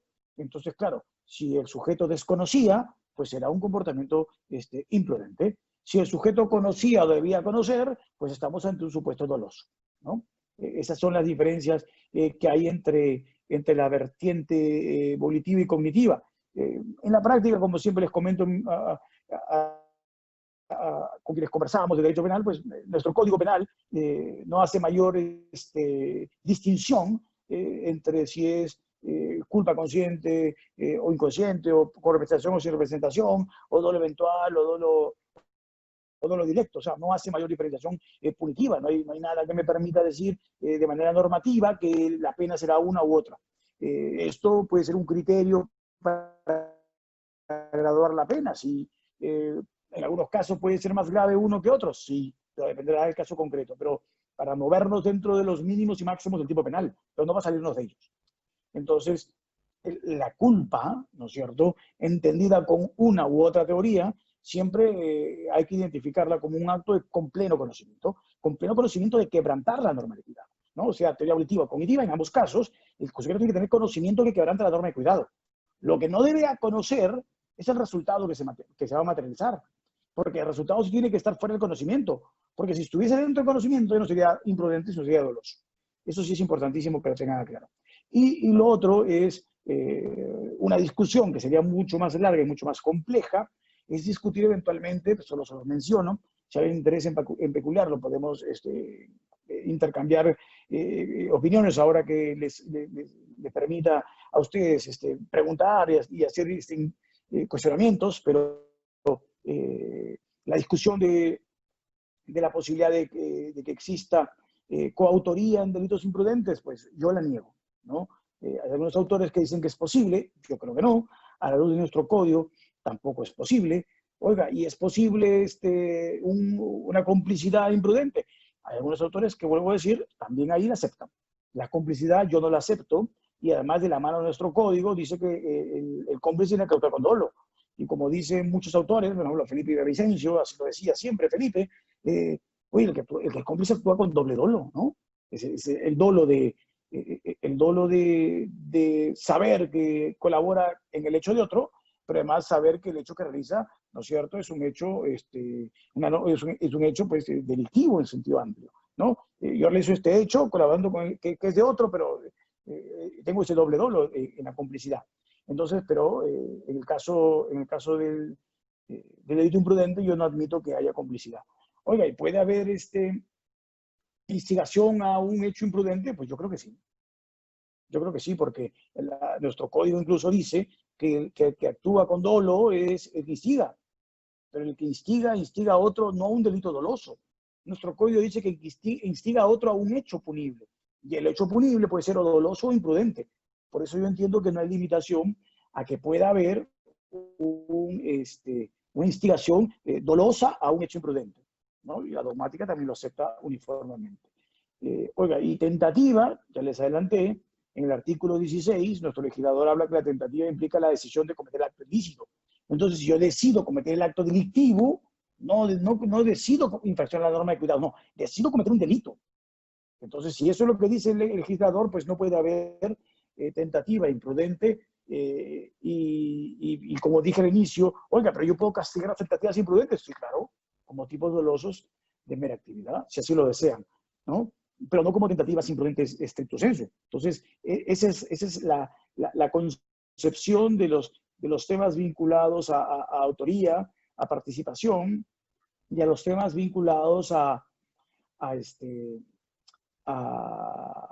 tentativa. Y finalmente, el gran problema que se presenta en los casos de los delitos cualificados por el resultado, que también se llaman preterintencionales, yo ahí también soy muy claro, ¿no? Y coincido con la propuesta que siempre defiende el profesor Silva Sánchez. Oiga, pero ¿para qué voy a hacer delitos preterintencionales? No es necesario. O sea, no necesito ir a ello. Yo necesito hablar de unas lesiones seguidas de muerte, ¿no? Eso es complicarme. Ya el legislador peruano había estado reduciendo, y en mucho, los delitos preterintencionales. Pero otra vez, a raíz de algunas modificaciones, volvió a introducir algunas figuras preterintencionales. Innecesariamente, porque lo preterintencional se resuelve de manera más sana, más clara, más técnica, con la aplicación de las reglas del concurso de delitos. Yo no necesito preterintencionalidad. Oiga, pero además, la preterintencionalidad, como dice la profesora Yoshi, también es una combinación subjetiva. Es un hecho, normalmente comienza de forma dolosa y acaba de forma imprudente. Entonces, si comienza de forma dolosa y acaba de forma imprudente, pues aplico un concurso de delitos y se acabó la historia. No utilizo preterintencionalidad, que me va a complicar la cosa, y que además, si lo que busco es ser más punitivo con lo preterintencional, pues el concurso de delitos acaba siendo mucho más punitivo. O sea que por donde se le mire, ¿no?, de acuerdo a la técnica normativa, a la técnica dogmática y a la búsqueda de punición, en los tres aspectos es mucho mejor recurrir al concurso de delitos que a la preterintencionalidad o agravar el hecho por el resultado. Eso a mí también me queda claro y es lo más saludable. Señores, yo no los quiero torturar más. Les he hablado por espacio de una hora, de casi una hora y media, y ahora me someto a que ustedes libremente pregunten, o sea, siéntense libres de preguntar y hacer todos los interrogantes. Yo voy a comenzar a ir mirando el chat, a ver si ahí hay una pregunta. Acabo de ver que ya hay por ahí una que han colocado, pero si el otro anfitrión de la reunión lo permite, pues que les facilite hablar. A mí sí me gusta siempre hablar con el público. Si el público quiere intervenir y tiene ganas de hablar, que hable, para que sí entenderlo mejor. Correcto, doctor. La doctora Gaby Cubas ha hecho una pregunta. Si la doctora tiene a bien, puedo habilitar el audio para que ella le haga la pregunta directamente. Yo encantado. Lo puedo hacer yo, dado que ya lo tengo por escrito. Dependerá de la doctora. Doctora Gaby Cubas, ¿desea hacer su pregunta de manera personal?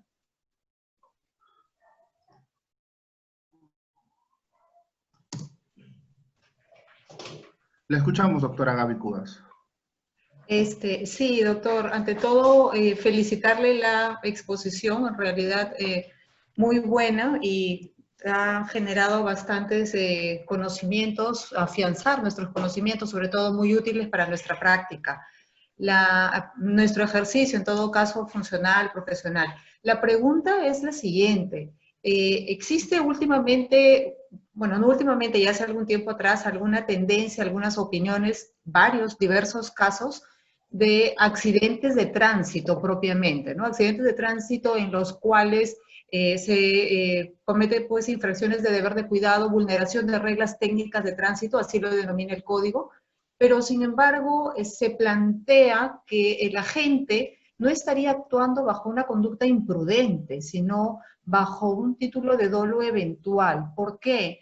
Porque este agente, de hecho, en la conducción ha tenido una preparación, ha pasado evaluación, ha rendido exámenes, conoce el reglamento, las reglas técnicas de tránsito, ¿no? Las señalizaciones y todo eso. Entonces, al asumir la conducción de su vehículo y causar este resultado, opinan muchos, y así se ha planteado muchas veces en los casos, en que está realizando su comportamiento bajo un título de dolo eventual y no una conducta imprudente. Entonces, sí, es bueno, sería bueno conocer cuál es su opinión al respecto. Gracias, doctora, por su pregunta, y yo la felicito a ustedes, como a todos los demás, de tener este deseo de seguir tratando de ampliar detalles e información respecto al derecho penal. Yo siempre me complazco de este tipo de eventos.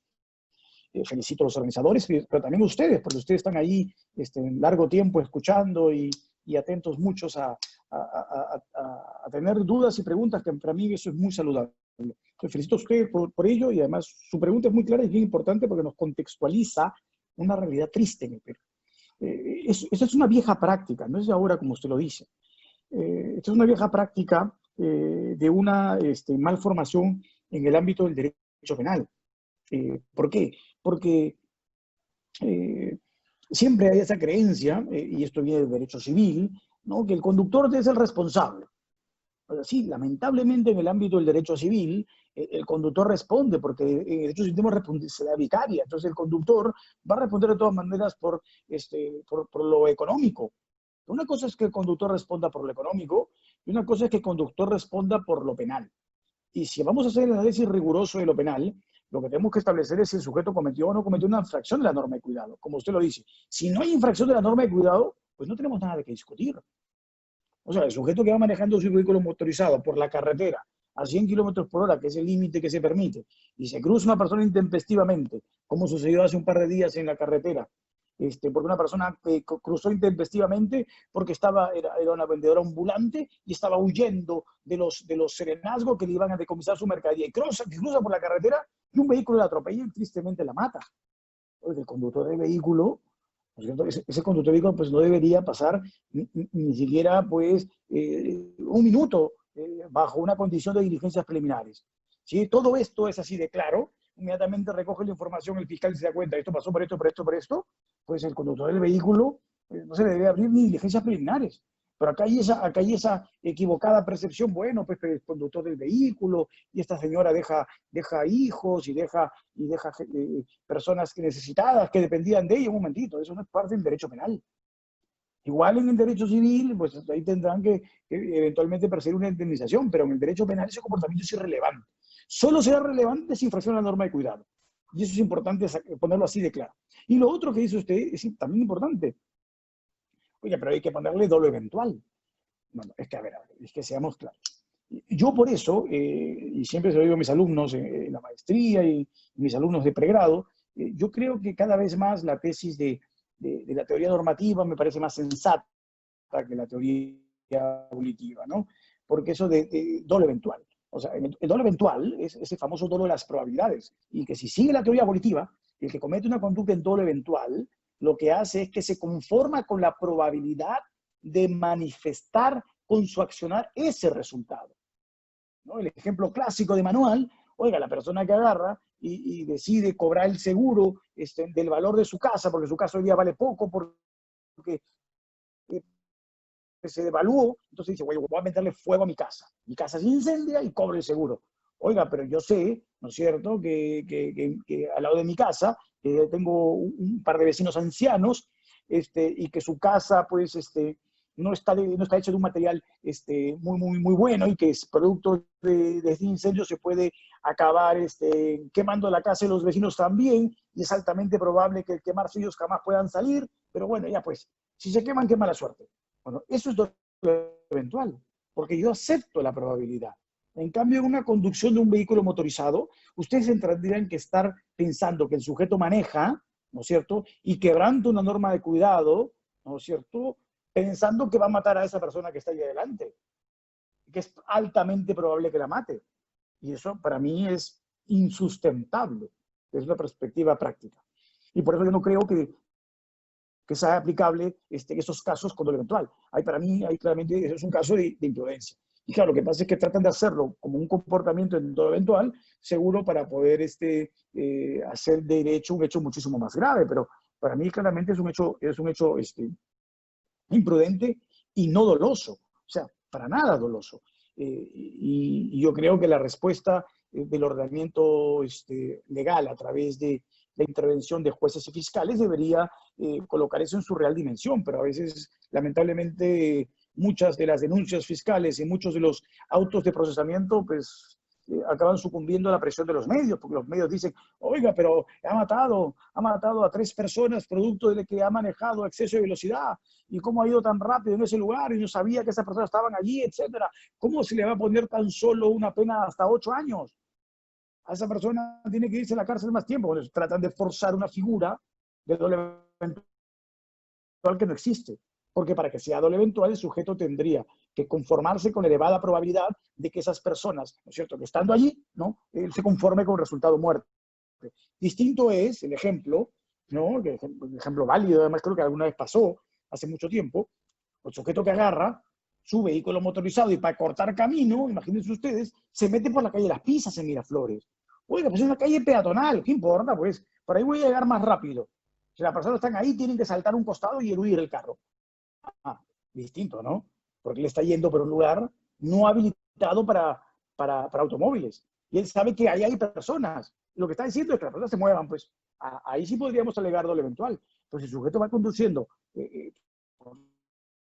por la pista, así vaya exceso de velocidad, etcétera, no podemos alegar doble eventual. No sé, doctora Cuba, si con eso respondo su inquietud. Si no, hágamelo saber, ¿ah?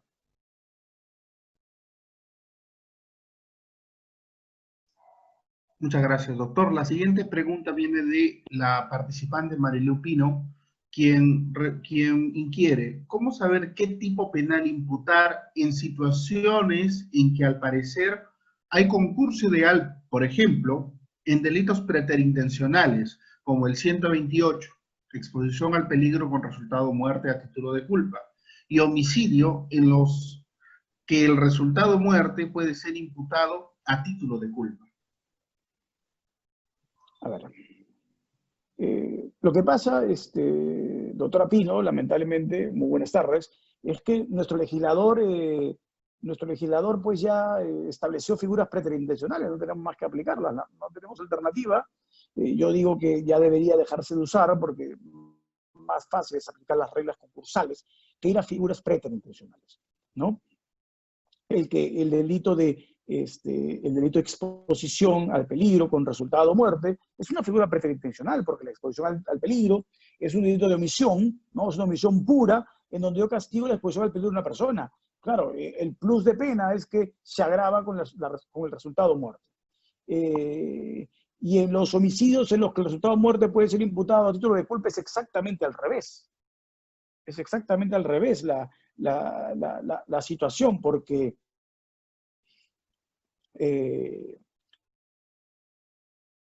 esto solo puede ser posible cuando el sujeto destina su accionar a producir una lesión. O sea, el sujeto quiere lesionar, pero en lugar de lesionar, acaba matando. O el otro delito, que es el de agresión sexual con resultado muerte. Uy, el sujeto va a agredir sexualmente, pero eso sucede tristemente en aquellos casos nefastos en que lamentablemente seguimos teniendo en el Perú todavía la presencia de ellos, ¿no? En el caso de sujetos pues adultos que acaban dejando sexualmente a niños, ¿no? A niños de 3, 4 años. Oiga, pero es que la desproporción física, la desproporción genital, es que definitivamente no solo va a lesionar, sino eventualmente puede matar. Entonces, claro, ahí estamos ante una agresión sexual con resultado muerte. Entonces, claro, el hecho comienza como doloso y acaba como imprudente. Y acaba como imprudente porque el resultado imprudente tendría que ser previsible. Acuérdense que lo imprevisible está fuera del derecho. Entonces, la previsibilidad es un requisito sine qua non. En el delito de exposición al peligro del 128, en el 128 la situación es distinta, porque el 128 es una norma bien su generis. Y es muy bueno que usted la haya mencionado, porque el 128 tiene una redacción muy peculiar. Algunos en el ámbito del derecho penal critican ese 128 porque más que una omisión pura, parece una forma especial de comisión por omisión. Entonces, claro, eso es lo que genera la complejidad de esos casos. O sea, la complejidad de esos casos está ligada por eso. Entonces, el 128 aparece de esa forma como un tipo que me genera conflictividad por ello, porque la redacción del legislador es una redacción muy, muy peculiar. Pero a pesar de que está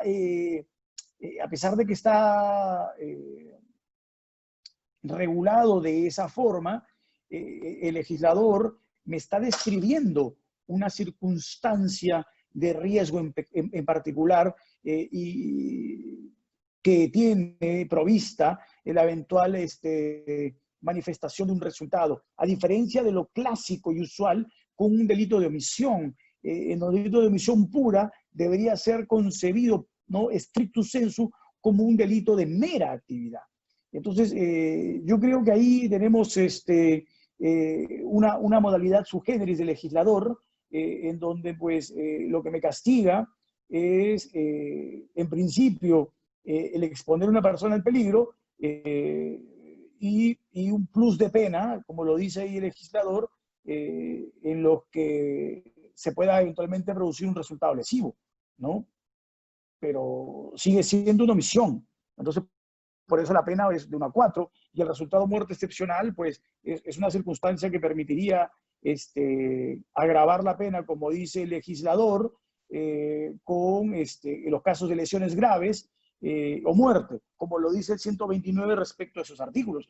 Como le digo yo, esta es una modalidad bien peculiar, muy peculiar que hace el legislador, porque el 128, a pesar de ser una omisión pura, si lo interpretamos como el 129, que agrava por el resultado lesión o por el resultado muerte, pues se convierte en un delito más bien de comisión por omisión, para algunos, ¿no?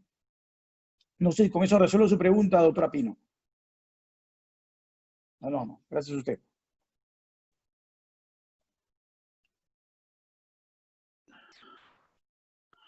Doctor, me preguntan, ¿la imputación por imprudencia en el panorama actual es una manifestación irracional de la expansión del derecho penal, descuidando la imputación del dolo, resultando peligrosa por el exceso de sobrecriminalización? ¿Es suficiente la imputación objetiva como criterio delimitador? Mire, muy buena pregunta, porque eso me permite responderla en 2 partes. La primera parte, y también la pregunta, ojo, tiene 2 partes bien claras, ¿no? Y yo entiendo que debe referirse al aumento de las figuras imprudentes en el ámbito del derecho penal económico. Ahí sí, yo creo estar de acuerdo con que el legislador se viene dejando seducir por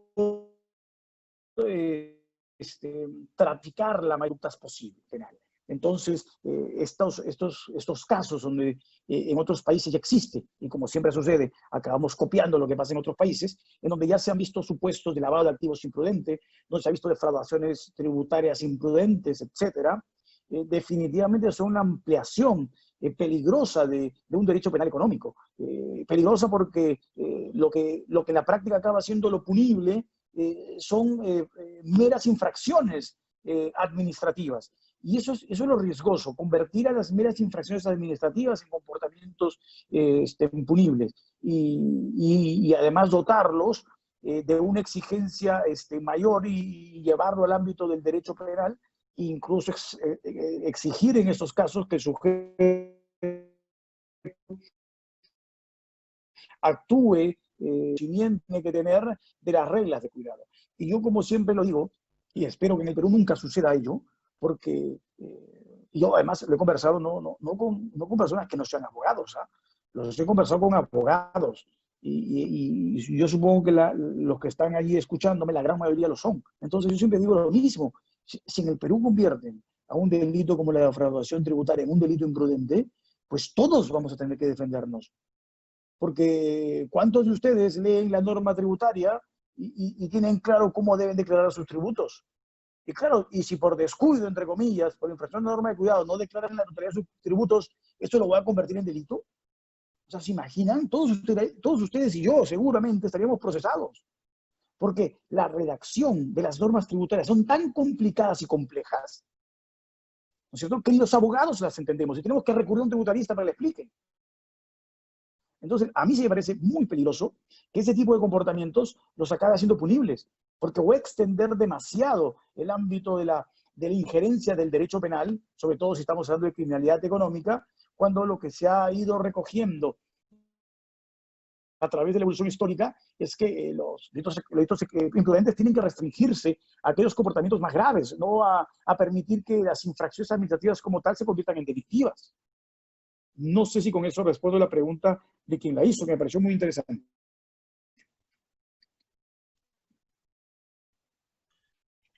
Una pregunta más, profesor. ¿Qué opina de la teoría de la ignorancia deliberada? Y si esta se puede aplicar a los casos de Odebrecht actualmente en boga. Mire, yo sí estoy muy de acuerdo con la tesis de Ramón Ragés, porque recuerden ustedes que además la teoría de la ignorancia deliberada lo que nos dice en la práctica es dolo, no solo es conocer, sino dolo es, debiendo conocer, el sujeto se negó a hacerlo.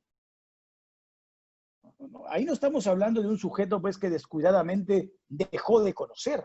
Ahí estamos hablando de un sujeto que adrede, ¿no?, sabiendo que eso tiene que ser parte de la esfera de su conocimiento, se resiste a conocerlo. Pues se llama ignorancia deliberada. Yo estoy de acuerdo con la tesis porque además yo siempre lo he repetido varias veces. En el derecho penal, el desconocimiento de la norma nunca puede ser alegado como exclusión de responsabilidad. Entonces, claro, el sujeto que debe conocer porque las características de su rol así lo exigen, porque él es portador de un rol y el rol tiene aparejado prerrogativas y obligaciones, si el sujeto no las conoce porque adrede no los quiere hacer, evidentemente tiene que responder. Entonces, yo sí estoy de acuerdo con la tesis de la ignorancia deliberada, porque eso en verdad en la práctica es dolo.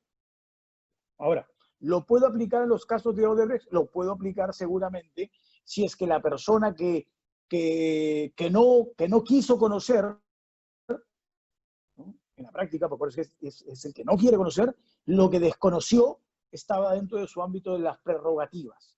Es decir, la persona, por la función que tenía, por el rol que cumplía, por la ubicación en el ámbito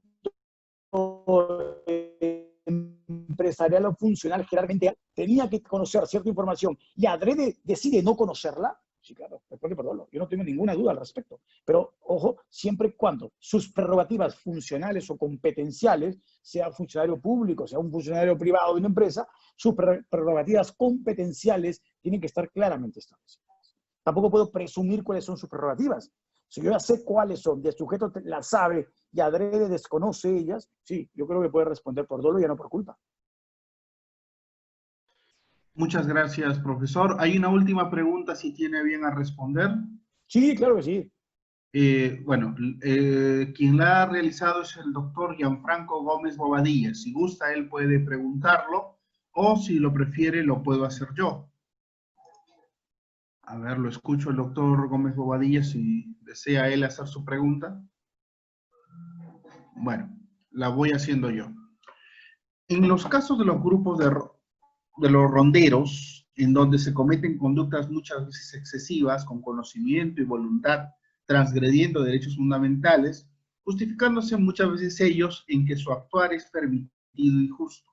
No obstante, tienen un resultado, como en algunas circunstancias, de muerte.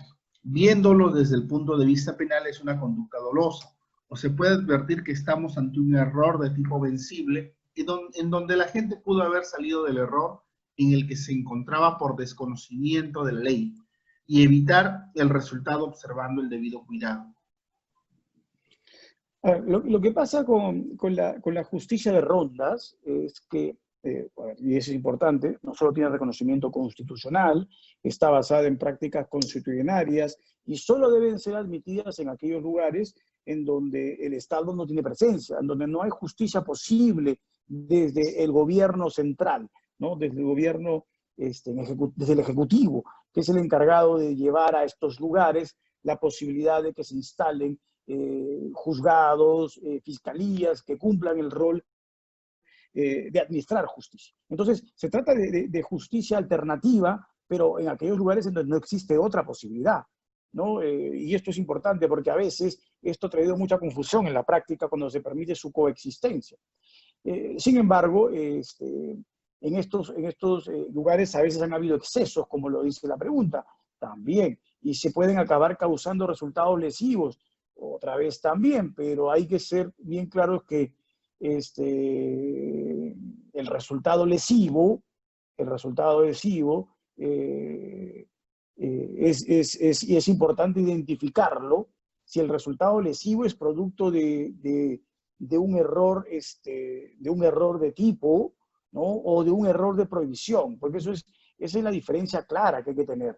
El error de tipo es el error que descansa en un presupuesto objetivo del tipo penal, ¿no? Entonces, el error de tipo es un error de tipo que solo se va a aplicar si el sujeto se equivoca de un aspecto objetivo del tipo penal. Y en la justicia de rondas, creo yo que más bien lo que podríamos estar discutiendo eventualmente es un error de prohibición. O sea, el saber si ellos deben administrar la justicia de la manera que la están administrando. Entonces ellos creen que están administrando válidamente justicia a través de esta práctica constitucional y acaban dando azotes. Cuando nosotros vamos a decir, pero los azotes no pueden ser admitidos, los azotes están fuera del ámbito de lo que se puede permitir en el Estado de Derecho. Pero claro, si la persona está en este lugar, han aplicado los azotes como una sanción históricamente y no ha habido justicia que no sea esa, pues uno podría discutir ahí eventualmente un error de prohibición invencible. Claro, pero siempre lo tenemos que colocar en el contexto, porque siempre digo, el error vencible o invencible, ese tipo de provisión, pues no hay una fórmula que nos diga cuándo lo es. El caso concreto, los datos específicos de ese caso nos dirán si es error vencible o invencible. Pero en el tema de la justicia de rondas, vuelvo a repetirle, para mí más bien lo que se debe discutir es un error de provisión, más no un error de tipo. Y hay que ver en qué situaciones, en qué determinado lugar, cuál es el comportamiento que se castiga, porque hay para cada lugar del país, somos un país culturalmente muy diverso, hay que ver cuál es la regla que se ha venido aplicando constitucionalmente en ese lugar para poder aplicar el error de prohibición. Porque cuando estamos hablando de lo que es justicia alternativa, la discusión no es error de tipo, sino error de provisión. No sé si con esto absorbo la pregunta que formularon ahí los asistentes. La última pregunta, doctor, bueno, está bastante relacionada con lo último que acaba de decir, que buscaba una diferencia un poco más concreta respecto al error de tipo y el error de prohibición. Lo hace el doctor Juan Rioja.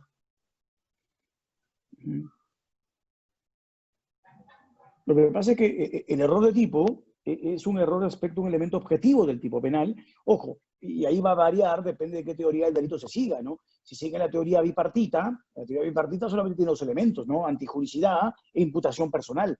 Entonces, en la teoría bipartita van a haber error de tipo positivo y error de tipo negativo, ¿no? En la teoría tripartita vamos a tener solamente error de tipo. Entonces, el error de tipo es un error respecto a un presupuesto objetivo del tipo penal, el error de tipo positivo, una teoría bipartita, y el error de tipo negativo es el error respecto a un presupuesto fundamental de la causa de justificación. Ahí es donde tenemos el error de tipo. El error de tipo es lo que probablemente le puede haber pasado a este presentador, artista de televisión, este señor Vice, que comienza a interactuar con una persona que es menor de edad. Y se mandan fotografías y videos, creo, y una cosa así. Ya, pero, oiga, pero él no tenía cómo comprobar que esta persona con la que interactuaba era menor de edad. Sus datos en las redes sociales decían que era mayor de edad, las características físicas que presentaba la hacían ver mayor de edad. Entonces, claro, él pensó que actuaba con una persona que tenía mayoría de edad. Eso es un error de tipo. Es un error de tipo. ¿Por qué? Porque si el tipo penal me castiga ese tipo de interacciones con menores de edad, yo no tenía cómo darme cuenta objetivamente que esa persona lo era. Entonces es un error de tipo. Un error de previsión es distinto, porque el error de previsión descansa en la existencia de una cultura diversa. Entonces, claro, un error de previsión clásico de manual es cuando el sujeto, imagínense ustedes, pues viene, no sé, viene de Argentina, y en Argentina la edad para disponer de la sexualidad es 12 años en adelante. Y claro, el sujeto le pregunta a la chica, oye, ¿qué edad tienes? Yo tengo 13. Y el sujeto le dice, bueno, ya te invito a mi hotel, pero que te acuestes conmigo y todo lo demás. Y el sujeto se acuesta con esa chica. ¿El sujeto sabía que tenía 13? Sí, tenía 13. Oye, pero estás en el Perú. Y en el Perú es 14. Oiga, pero en mi país es 13. Para mí es un error de prohibición. Porque yo pensé que mi comportamiento estaba absolutamente permitido por el derecho. Esa es la diferencia entre un error de prohibición y un error de tipo. Muchas gracias, profesor. Su generosidad al momento de compartir sus conocimientos habla muy bien de su persona. Le estamos tremendamente agradecidos todos los participantes, dado su manejo, su dominio y, como reitero, su generosidad al momento de compartir. Les agradecemos a todos los participantes y con nosotros será hasta otra oportunidad. Muchas gracias, doctor Rodríguez. No, a ustedes las gracias y les deseo muy buenas tardes a todos y cuando ustedes lo estimen a bien. Muy gentiles. De verdad que para mí siempre un placer y un gusto. Muchas gracias, doctor. Muy A buenas ustedes las tardes gracias. a todos los participantes.